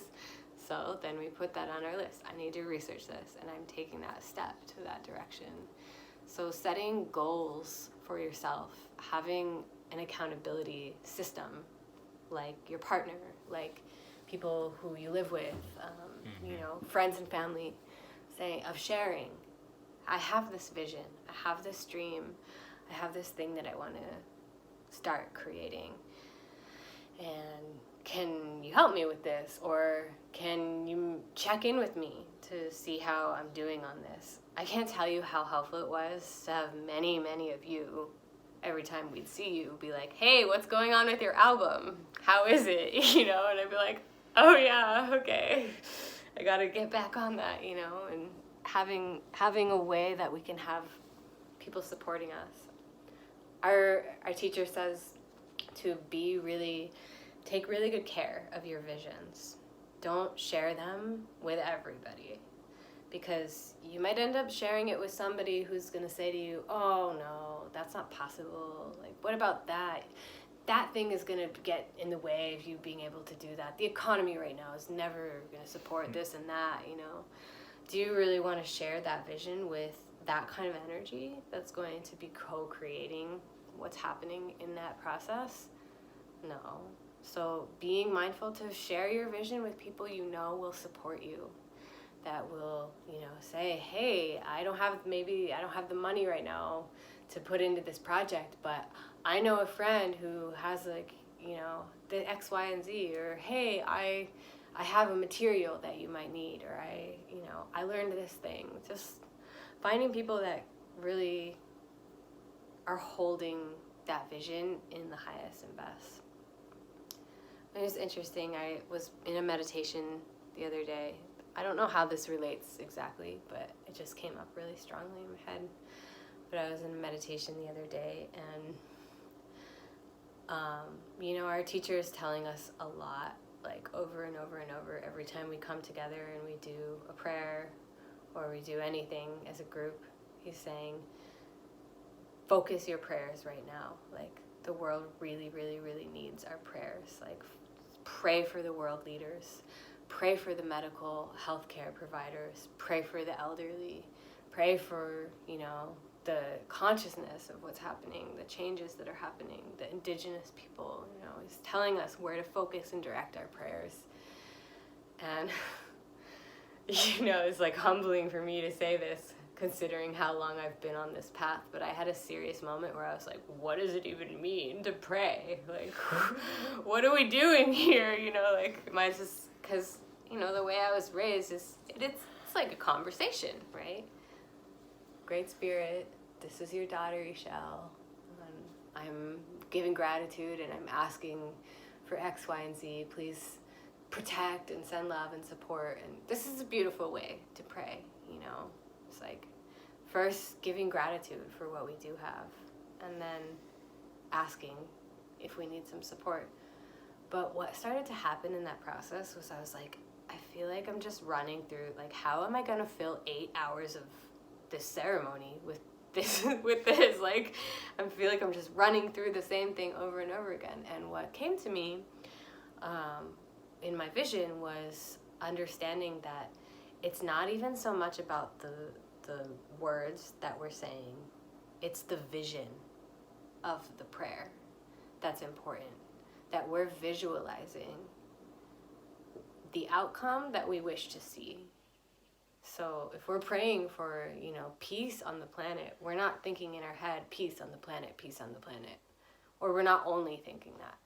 We're visualizing every detail of what that would look like, of what that would feel like, of how people would interact with each other, of, what kind of, things would manifest from that vision, and visualizing that and witnessing it like it's already happened. And that's a really special way, I think, to think about utilizing creativity to be in service, is through our visionary ability to be able to visualize what we want to see and visualize it like it's already there and bask in that, And so. What do you find most difficult about being a good neighbor? That's what I was thinking when you brought that up, because that's something that is an immediate challenge in our environment, not because we're bad neighbors, but because it's a high value to aspire towards. I'm just curious what you have to say about that. I mean, for me personally, my process has been being available, being present, because I feel like what I witnessed is like the conditioning through culture to just like pretend they're not there. To block everybody out. And avoid them at all costs and just be like, I'm in my house, I have my house, I have a dog, I have my cat, I have my, lawn mower. And just like, not concern myself too much with what's going on over there. And I have witnessed right now, like, the desire in me to want to get to know what's happening in my neighborhood. How can I help? What's going on over there with this person, and how we affect the environment and how they're affected. So I feel like it's an unlearning. It's kind of ironic because we're being social distanced right now. The encouragement is stay at home and stay inside and don't get in within 6 feet of anyone. So it's like, well, how do we learn how to be good neighbors and be, taking care of the neighborhood in that sort of sense? But I think it's like that imposition of distancing ourselves is like tuning us in with the discovery of how important that is in our hearts and how much we do want that, and what we're missing in the absence of that, and how important it is to cultivate those relationships, because you never know, like, what's going to happen. Maybe we have our house today, but tomorrow we need to go to our neighbor's house because our house is not here anymore. Maybe today we have milk and eggs, and not that we eat either of those, but you know, all of the things. But tomorrow we need to go, you know, to our neighbors to get that because we don't have it, and there's no way to get back into town. You never know when it's going to turn, and when those relations are going to become really, really important in this time. You know, I think we're being asked to go back to a more tribal mentality, that we are all one heart and we're all in this together, and that we need each other, like, really, really deeply, especially in moments like this. We need each other. We need to reach out. We need to connect. We need the tribe, which is the spirit of the heart and the family and the fire. Thank you for sharing that. Yeah. Do we want to move into the... Yeah, I think the only thing I wanted to say, one thing that comes to me is, like, the fear of making a mistake. I think that's one thing. I was reflecting on this as Ishel was talking. You know, and the fire also is relationships. So, you know, just to share my gratitude and appreciation, it's really nice to sit here and just to listen to what you have to say and be like, well, okay. It takes my mind to a lot of really good places. Mm-hmm. So appreciation for partnership in that respect. Like, wow, it's a good tool in learning to listen more to others and to humble yourself, even though I don't think I'm perfect at that, but you know, what came to me was just the fear of making a mistake, and just, like, even reflecting, like, you know, with the work that we do, or even to backtrack more, we were at Cosm at Alex Gray's place, and he was talking about being an artist, and he said, you know, the mind of an artist is that, like, they do this epic, beautiful painting, everything about it is spectacular and jaw-dropping, but that's everyone's impression of it. But then for the artist, they go, oh, but there's that, like, one little spot in the corner. If I just got that little spot, then it would be perfect. And that's all they see.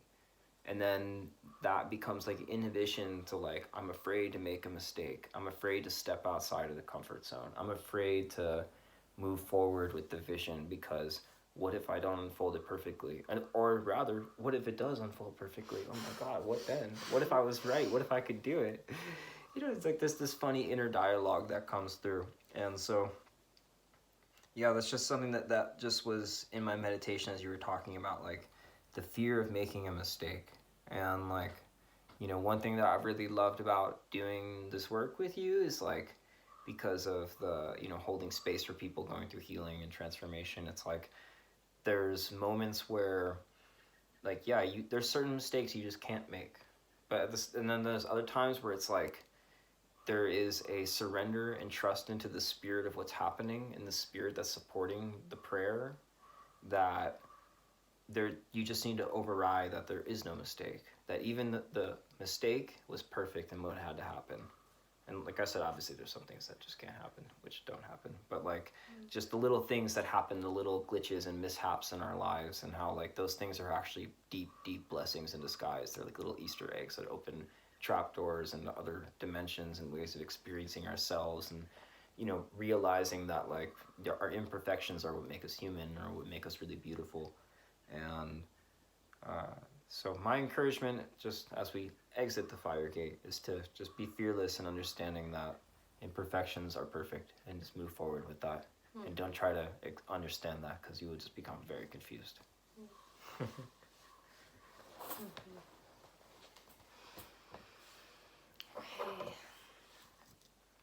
So we're actually on the East Coast right now, and not that it matters because this is a recording, but it is almost sunset here. So we actually are in the gate of the West right now, and I'm feeling that energy as we are sitting in this room and watching and feeling the sun kind of make its way down. So tuning into that energy from wherever you are.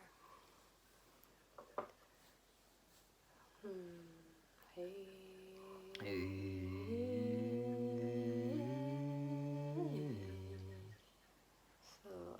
asking permission to move our meditation into the gate of the West and the gate of the waters. We're meditating on the time of life that is our adult years as we move from the energy of adolescence into a maturity. We're calling in a maturity in our hearts and our minds and our spirits. A time for reflection and rest. Time to recapitulate and witness what has gotten us to this moment so far. Calling in the energy of the power of the healing force of water, the healing of the sacred feminine, and acknowledging all of our plant medicines and our technologies and our ways of communication, the ability to utilize the network of consciousness to take us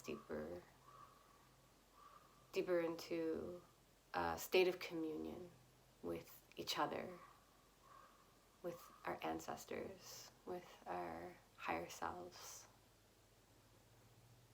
asking for the grace of being in the flow and the grace of letting go, to understand what it means to be fully present without any attachments.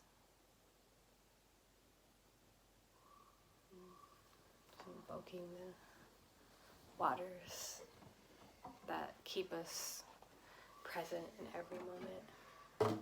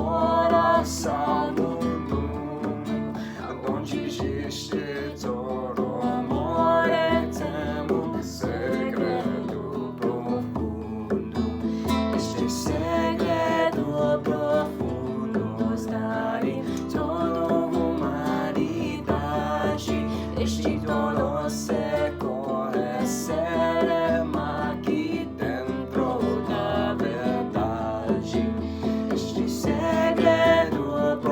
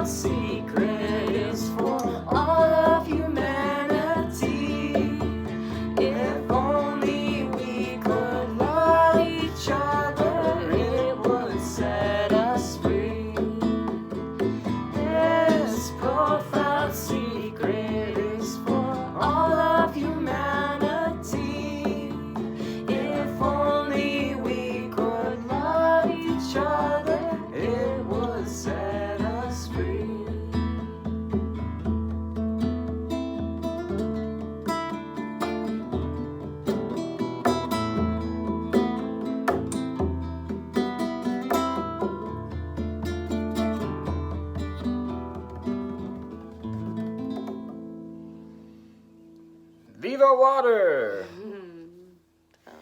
Thank you to the water, giving life, giving life, giving life.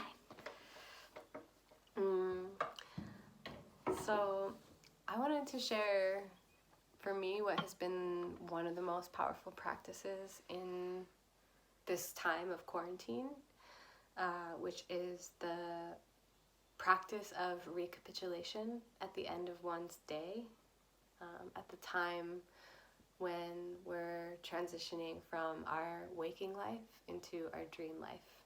So just as we talked about in the morning, a series of practices to welcome in and ignite the spirit of the morning time, welcoming in the new light and the new day. It's also recommended to do the same as we witness the sun going down. So obviously most of us don't go to sleep right when the sun goes down. In the natural world, in the animal kingdom, this is often the way it is. But for us, it's more of an energetic transition into a different state of consciousness when we take the moment to sit and meditate as the sun is going down. So it's recommended that we take at least a half hour to pause whatever is happening in our day, whether we're just coming home from work, whether we're finishing up dinner, putting the kids to bed, whatever it is, that around the period, right as the sun is going down, so depending on the time of year, this could be 7 p.m., 8 p.m., 9 p.m., that we take a moment to tune ourselves in and go into a period of silent meditation and connect with those energies. And one of my favorite things to do during this time or right before I go into sleep is the recapitulation meditation.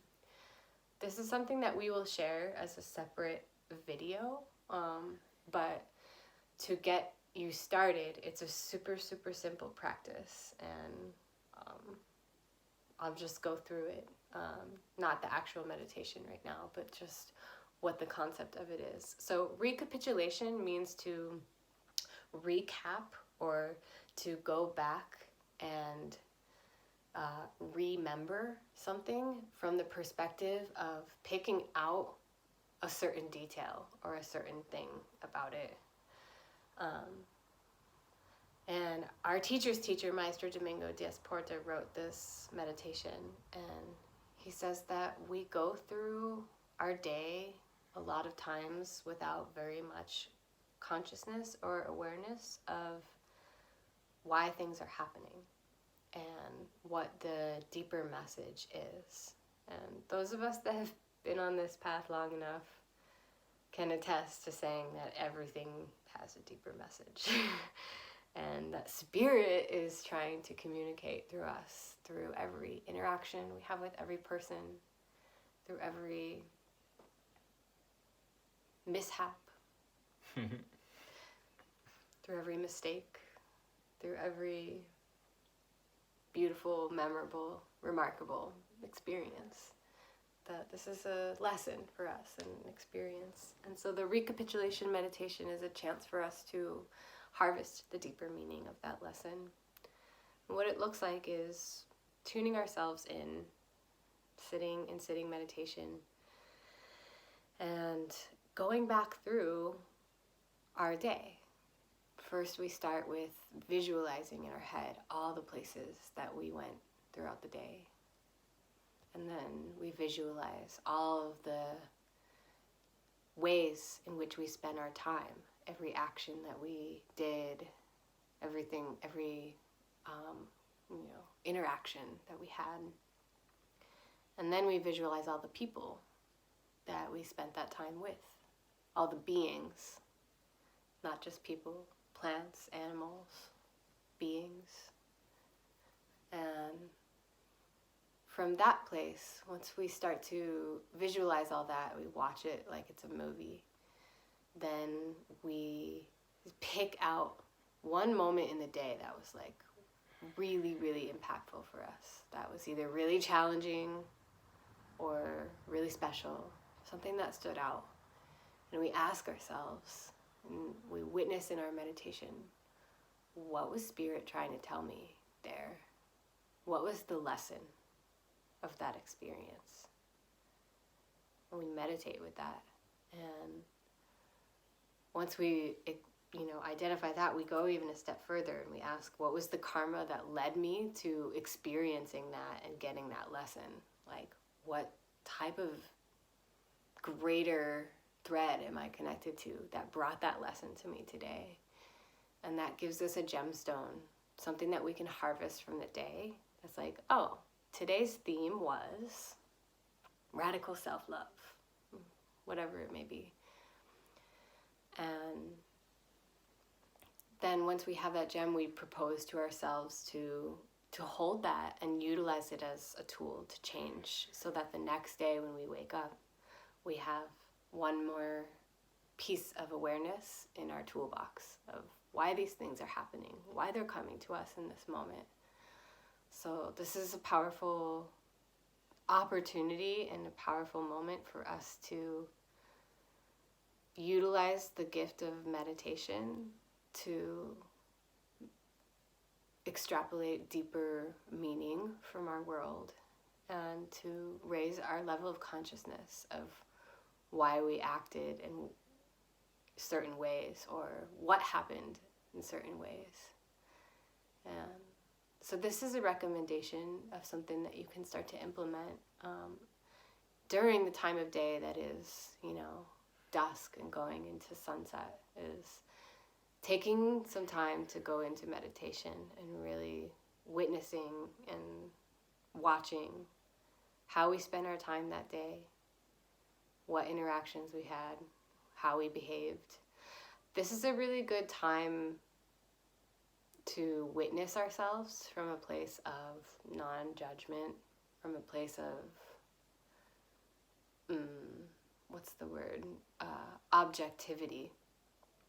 And our teacher talks about this a lot. He's like, you need to work out your behavioral patterns in your meditation. Like, remember I asked him, why, how do I stop myself from, being addicted to getting angry, And it's just like, you need to meditate and, reason with that part of yourself and go back and watch what happens in your mind, in your heart, in your body in the moment when you get angry.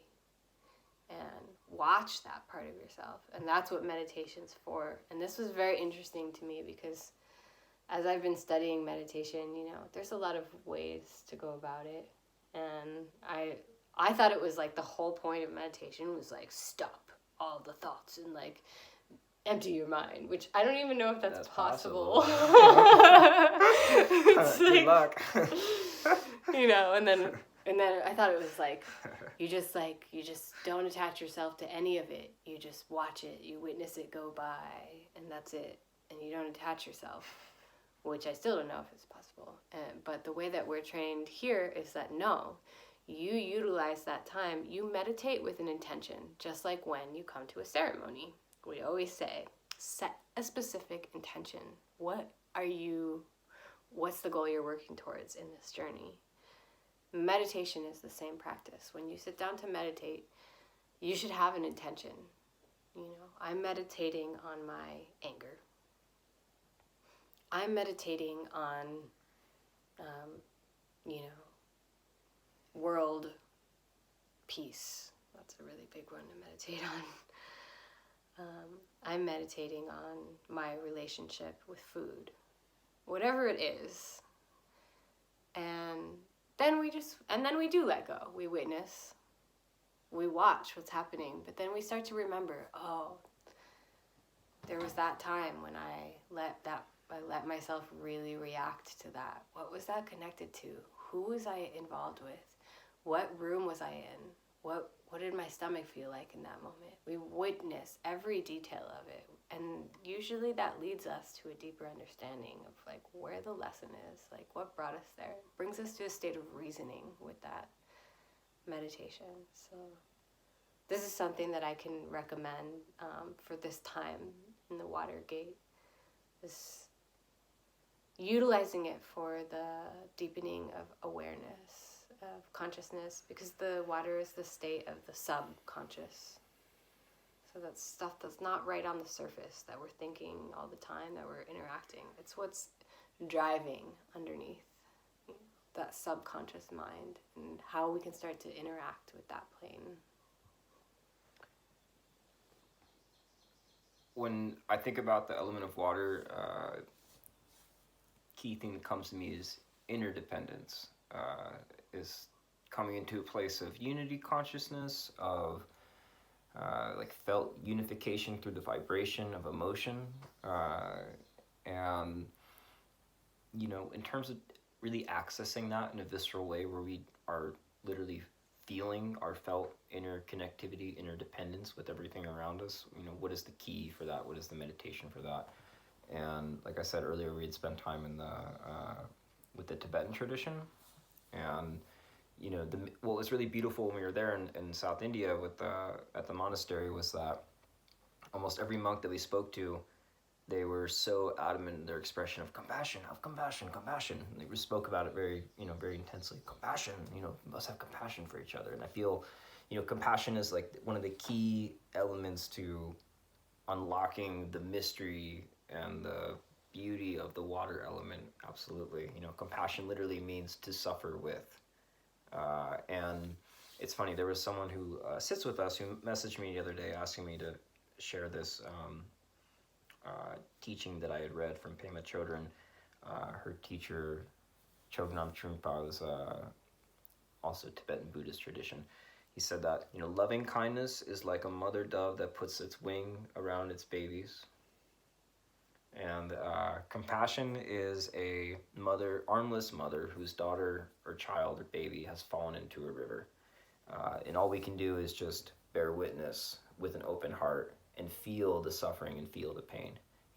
We are foregoing our capacity of control, of manipulation, of power, and we're stepping into a place of just surrendering to the flow, opening ourselves up to just, wow, life is a beautiful thing, but it hurts a lot, but it's really beautiful at the same time. There's something that's being cracked open by surrendering and releasing the control that heals our division between ourself and the other, that allows us to actually feel, wow, I not only was that a concept I read about in a book, all is one is all, this kind of thing, but I'm actually feeling it through the heart by stepping into a place of surrendering, of allowing it to be there, giving whatever is arising permission to just be there.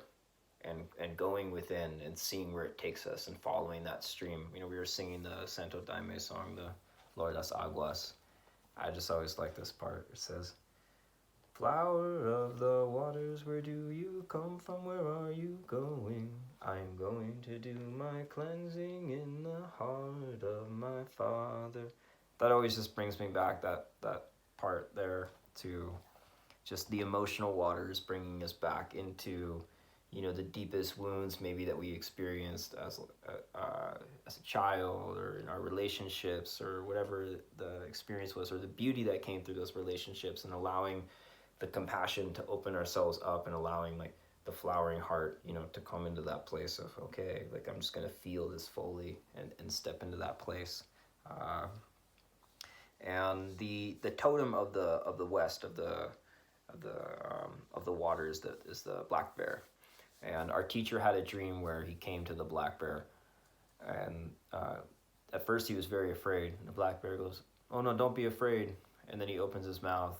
The black bear does. And he goes, "Hey, hey, hey," just to share where that invocation comes from. Comes from the totem of the black bear affiliated with the west and the waters. And the medicine of the black bear is the vision quest, because it's the animal that goes into hibernation, it goes into seclusion, it goes into coronavirus quarantine, and it plunges into the depths of itself, of the murky waters, of the clear waters, of the yin and the yang. The whole situation steps into that place and goes, okay, like what's actually there? I'm not going to eat, I'm not going to drink, I'm not gonna avoid people. I'm gonna stay in a place of complete solitude and just see like what is actually present in the depth of that space, and feel that. Whoa, that's scary on a certain level. But this is our adult years. This is humanity right now coming into a place of like, no, we're maturing out of the age of Pisces. Astrologically speaking, this is as we were saying earlier, this is the second degree in the age of Aquarius. So this is the elevation out of the waters. But in order for us as a species to elevate out of the waters, we need to go deep down into them as we possibly can. Our teacher was saying the other day, it might get worse before it gets better. Which is basically any healing process, healing crisis. There's always a moment where it feels like it's getting worse before it gets better. Every time you go to a healing ceremony, there might be a moment where you're just like, why on earth am I doing this? And then afterwards you go, let's go do it again. Reclaiming something in yourself. That's what the waters are all about, reclaiming something. But having the maturity and the discipline and the understanding that by going off onto your vision quest in isolation, in separation, you are actually connected to the whole. You are framed within the interdependency. You're not separate. You're not alone. That's the ultimate illusion. But in order to come into contact with experiencing that, we need to just go through the blockages. We need to feel that deprivation. We need to feel that, sense of loss, of pain, of whatever it is, and then allow compassion to come forward to open us up into something different. One beautiful thing that I love that came, I think, from Joseph Campbell, he said that every day we need to come into a sacred space where we don't know what time it is, we don't know what day it is, we don't know what's happening in the newspaper, we don't know what the neighbors are doing across the street. We need to completely dissociate and detach from everything that's happening and step into that place that compassion brings us into. That place of like, okay, this is the real heart of humanity. This is the heart of the source, and feel what it is that wants to come out of that place. What is it that's there? So the medicine in the black bear is the going inwards, is going into the waters, but not in order to escape. It's there to come back out and to be in service towards the world, to return back to the world. So that's what our meditation needs to be. How can we penetrate the depths of our psyche and uncover the jewels, the things that have been locked down there, that have been held prison, the treasure, the things that we have forgotten about, the things of the mystery of life, and then take those things and then bring them out into the world and share them as much as possible. And a lot of times we think it's something, like I said before, very complicated, but it can be something very simple. Did a 10-day vision quest last year, and then the key pivotal things that I walked away from was I just want to feel I'm contributing to something positive, to the healing and benefit of nature. And then, sometimes we have an idea of what kind of like magical, crazy thing that might look like. But what I found is that sometimes just chopping onions for people and planting seeds in the ground is like the most visionary experience that I ever could have dreamed for. I'm like, wow, that's what's coming forward from this 10-day quest of complete deprivation. It's something so simple.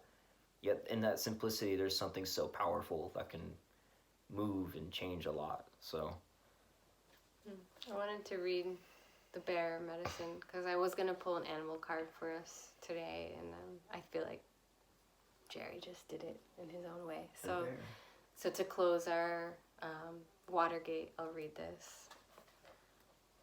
So the bear represents introspection.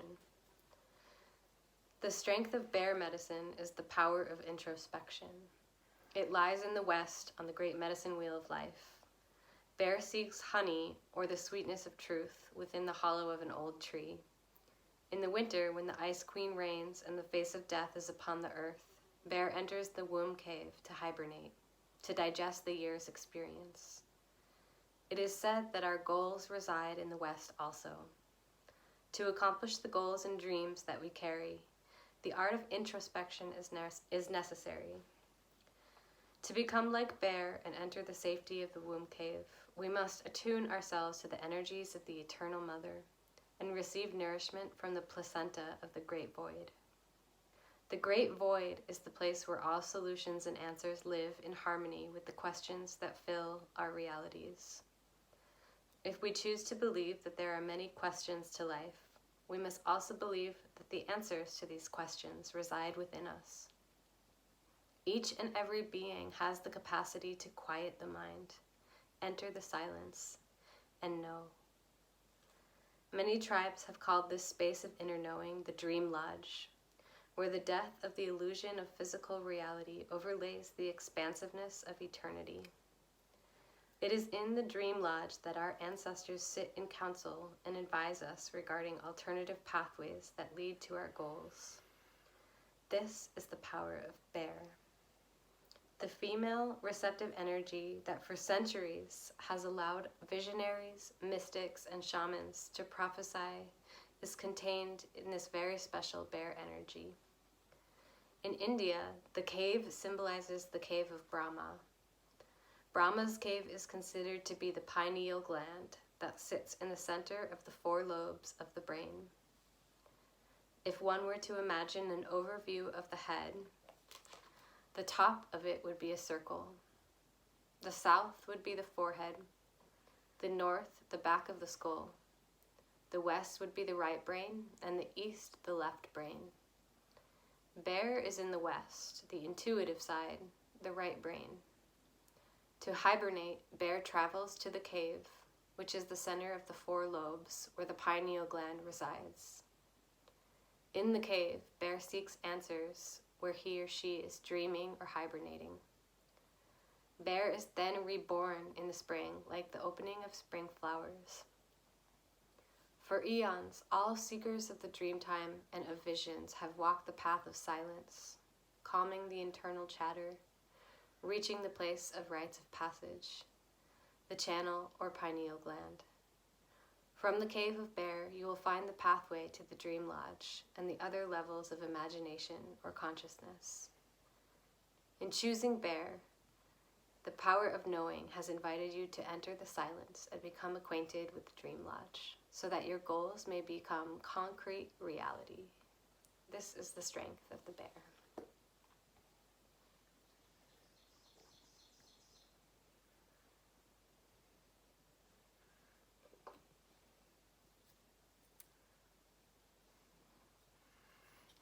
Okay, calling in the earth.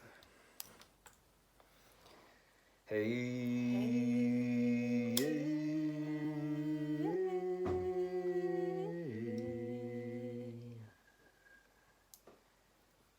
Aho, Pachamama, calling on the energy of the earth.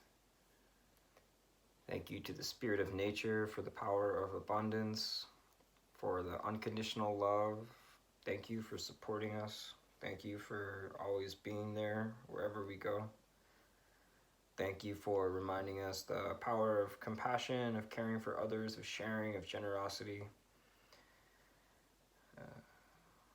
Thank you for the power of beauty and the divine mystery of how nature unfolds and our participation. And we're praying that humanity can come back to a place of healing and reconnection with the earth, that we can learn to embody the spirit of generosity, of abundance, of compassion, of connecting with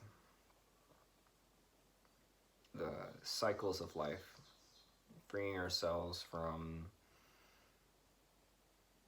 structural ways of being and coming into a place of the cycles of nature and reharmonizing ourselves back with that. Thank you for everything you've given us. You are absolutely beautiful, amazing. We appreciate you very deeply, Mother Earth. Aho, Takuyasa.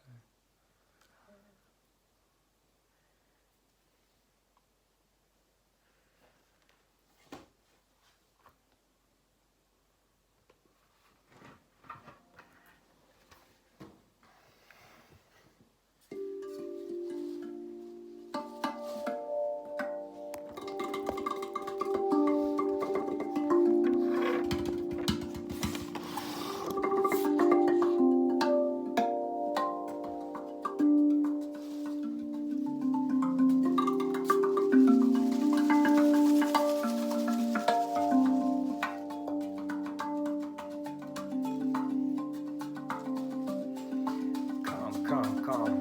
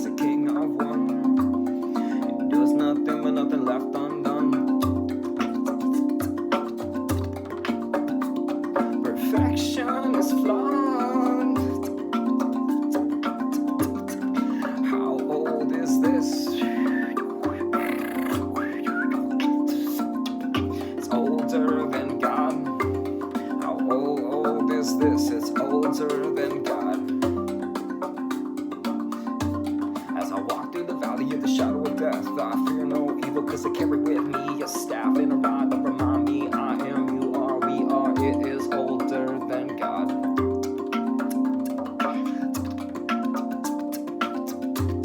Yo, we come like the eye of a hurricane. Elevate, elevate, elevate consciousness to a higher plane. We calm.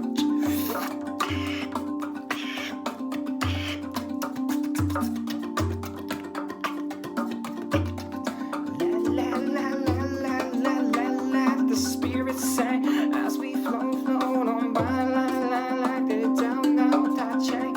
And we do all without a doing. We see it all without a seeing. We move all without a moving. We know all without knowing. The farther one travels, the less they understand.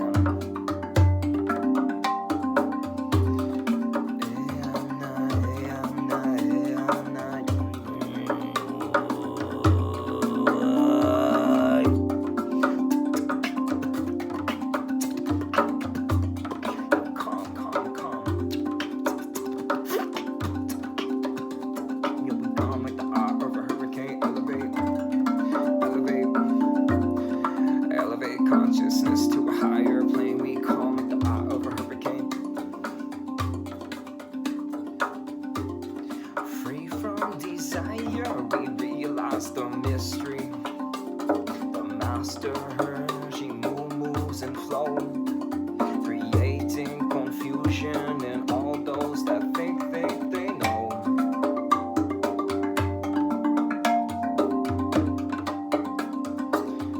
Free from desire, we realize the mystery, creating confusion in all those that think they know. Behind you are ahead. Fill your bowl to the brim and we'll spill. Seek approval from others, be a slave you will. Follow it, there is no end.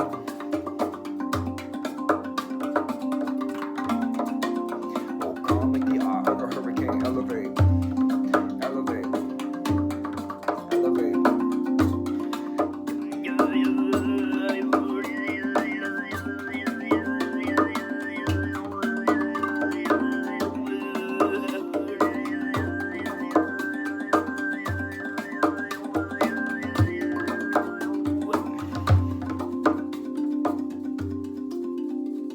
Calm, calm, calm.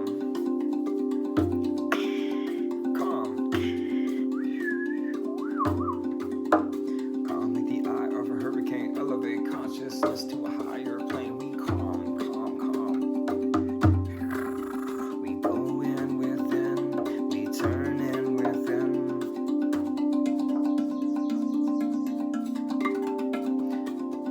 Do you have the patience?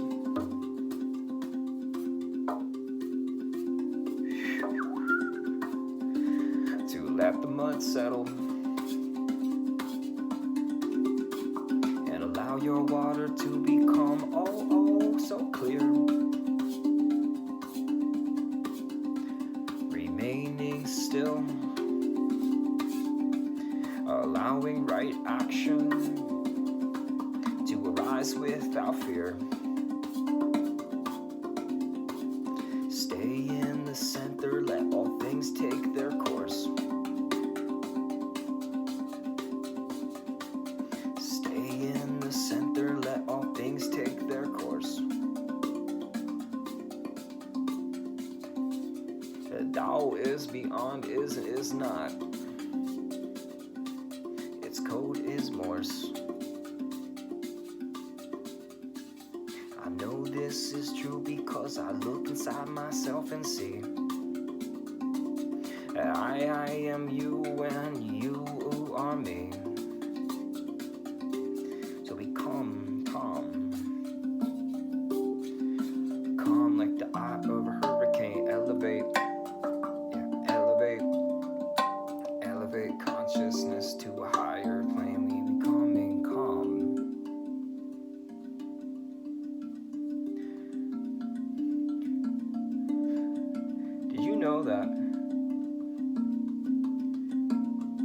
wise man hears of the Tao, he embodies it.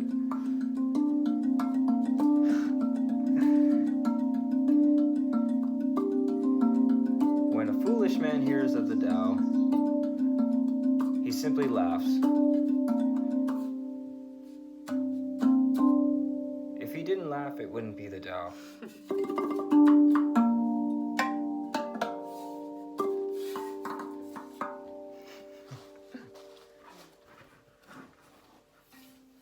So I think we're going to close by reading from the Tao Te Ching. Let us do that. Maybe many of you know it, maybe some of you don't know it yet. So in the spirit of the Gate of the North, this is a time of silence, time of integration, time of reflection and study. So we're going to read from some sacred text to kind of close us out here in our meditation.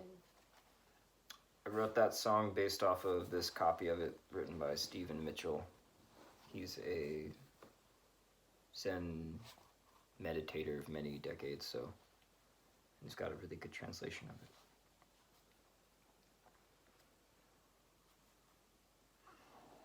Success is as dangerous as failure. Hope is as hollow as fear. What does it mean that success is as dangerous as failure? Whether you go up the ladder or down it, your position is shaky. When you stand with your 2 feet on the ground, you will always keep your balance. What does it mean that hope is as hollow as fear? Hope and fear are both phantoms that arise from thinking of the self. When we do not see the self as self, what do we have to fear? See the entire world as yourself. Have faith in the way things are. Love the world as yourself. Then you can care for all things.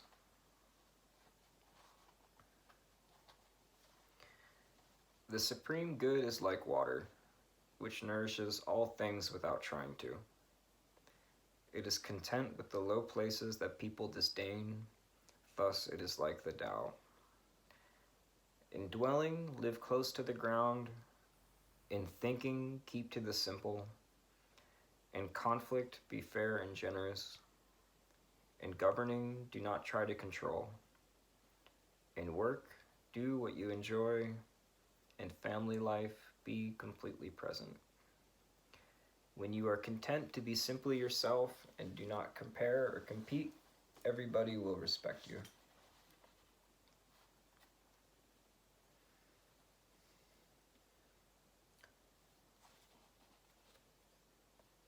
Empty your mind of all thoughts. Let your heart be at peace. Witness the turmoil of beings, but contemplate their return. Each separate being in the universe returns to the common source. Returning to the common source is serenity. If you don't realize the source, you will stumble in confusion and sorrow. When you realize where you come from, you naturally become tolerant, disinterested, amused, kind-hearted as a grandmother, dignified as a king, immersed in the wonder of the Tao. You can deal with whatever life brings you, and when death comes, you are definitely ready.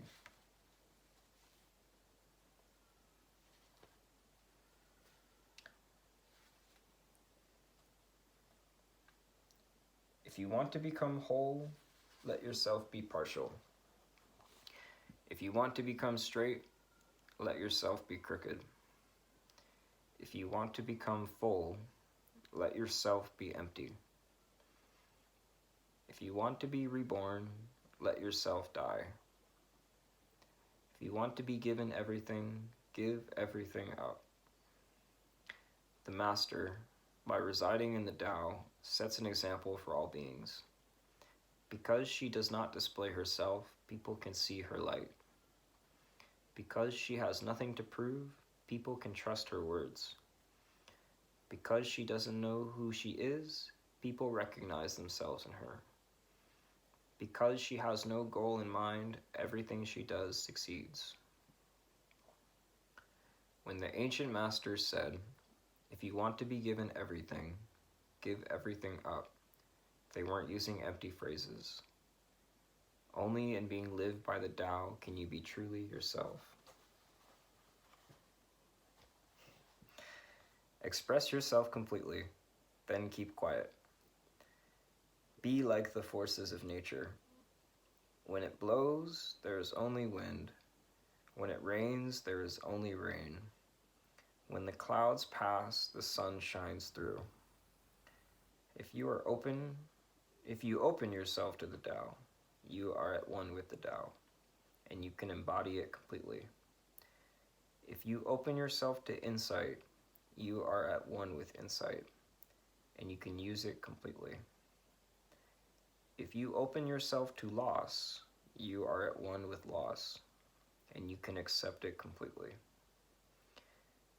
Open yourself to the Tao, then trust your natural responses, and everything will fall into place.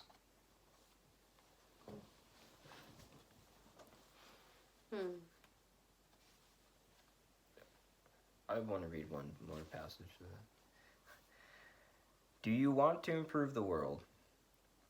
I don't think it can be done. The world is sacred. It cannot be improved.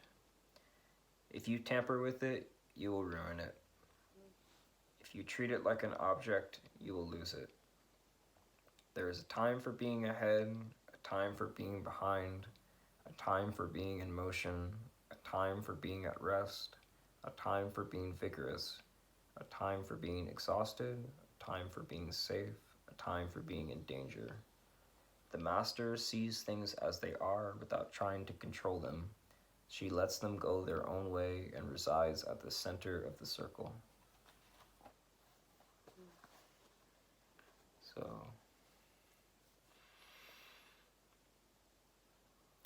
with that last passage, I've shared that perspective from the Tao with several people, and their reaction oftentimes is, oh, does that mean you don't care about what's happening? Does that mean, like... Which part of it? The idea, like, that the world is, you can't improve upon it, just, like, stay at the center, like, oh, these things are happening. The attitude of detachment and people being, like, get upset about when people literally have gotten upset when I've shared that perspective with them. Not, like, upset at me, but upset at the idea of that. And, you know, Maestro Manuel was saying detachment does not mean carelessness.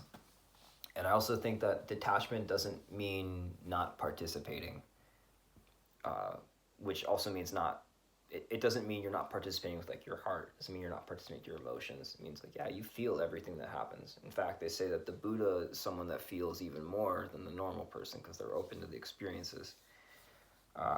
What I take from that passage is more just faith in what's happening and trust in the higher wisdom of the universe, and that we're just not seeing the whole picture, and that while things might seem fragmented or broken or deteriorating from the limited lens that we have, there's something more mysterious happening that is perfect in the way that it needs to be. Mm-hmm. And just having faith in that, which means having faith in, like it said on the other passage, trust your natural responses when you're open to the Tao, and you'll fall into alignment with what's happening. So I take that as, like, when you step into a place of awareness, of mindfulness, right action appears on its own. You don't have to think about what to do in a situation. You know, they talk about, like, someone is about to get hit by a train and a stranger just out of nowhere just comes up and grabs them and risks their own life. They didn't need to think about that. There's just something that moved them from inside of genuine care, of not seeing the self as opposite, but going, no, this is an extension of me. I care for this. I feel this person's pain. But that's not like an intellectual process. That's just something that arises. Mm. So my meditation with, you know, reading these texts is that, you know, detach from everything, because you can't control life. You can't control the universe. Coronavirus just showed us how absolutely out of control we are. The smallest thing in the world can just shut down everything. Okay. So we don't have control. We can't fix it. It's beyond us. But at the same time, it doesn't mean we don't care. It doesn't mean we can't participate in it. It doesn't mean we can't be in it fully. So there's more I could say about that. I'm curious to hear what you have to say. Well, in this closing, that passage just reminds me that, no matter what we do, the only, thing that we can return back to is just being in our center and being at peace and trusting. And I feel like this is a comforting and difficult message at this time, how to do that, what that looks like. So, we just want to invite you all to utilize this as an opportunity for growth. Utilize this as a meditation for yourself, and also remember that this is a really big test. Mm-hmm. And that sometimes it's really helpful to just be in that perspective. Like, wait a minute, is this a test? How can I show up, to this? So, the elders are all saying the same thing right now, which is like, trust the plan. Our teacher's like, you can look at it as like, oh, the government has an agenda about what's happening, or, oh, the healthcare system is this and that, which may all be true. Humanity, there's always going to be people that take advantage of crisis and try to utilize it for political reasons. But the thing is that who's really in control? Spirit is really in control, and that greater vision is beyond any, human agenda. And we're part of such a large cycle, a planetary cycle, that, all the elders who have calendars from thousands and thousands of years are all saying, we're right where we need to be, and this is going to take us somewhere really special. But only if we're willing to leave a lot of things behind and transition into a new way of being, and a new way of thinking, and a new way of connecting with everything in our environment, everyone and everything. So this is the great reset, and we want to be here for you. If you need, even if you don't need, if you want, to reach out and connect deeper, so please stay in touch with us, and we really look forward to continuing to share. Thank you for being with us during this meditation. It's a really special opportunity, and we hope that it, brought some insight for you. And please let us know if you have questions. That really helps us understand how we can direct our studies, and what to ask our teacher, what to focus on during this time. Let us know if you have requests for prayers, where we can focus our prayers. And also if you have something you want to contribute. We're a community, so we want to create a space where we can share with each other, share what we know, share something that can be helpful and exciting for others. So let's create this virtual integration circle ceremony that never begins and never ends together, and see what happens from here. So with that, we are going to close. We're going to close with a gratitude song. And just want to say we love you all so much. Hush, hush. Oh. What are we singing for our closing song? The Lakota gratitude song. Okay. So, giving gratitude to all of you for being present with us, and to Spirit. We ask for divine guidance and clarity during this time. We give thanks for our health and our well-being, and we ask for the health and well-being of all of our families and our loved ones. We ask for the protection and the safety of everyone in the world at this time, especially those who are working on the front lines in the medical field and those who are out in the world being of service. And we ask for humanity to come together, to open our hearts, to open our minds, to release what doesn't serve us, and utilize this time to really make the change that we need to make to come back into right relationship and right balance with all of our relations and with all of the creatures and beings of this planet, that we can just learn from this and grow and evolve in the best way we know how, and that through this process that we can remain lucid, we can remain awake and remain in service through our prayers, through our visions, and through our meditation, our journey in.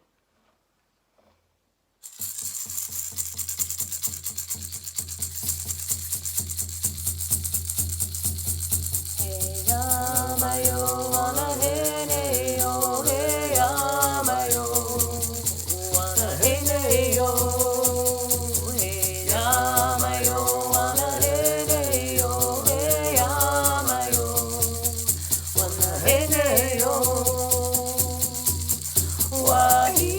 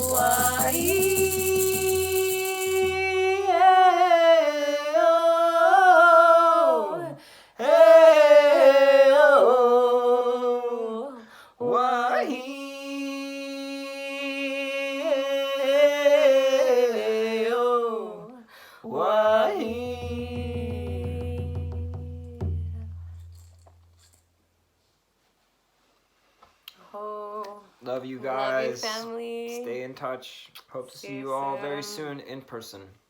Be safe, be healthy, take care of each other. Aloha. Peace.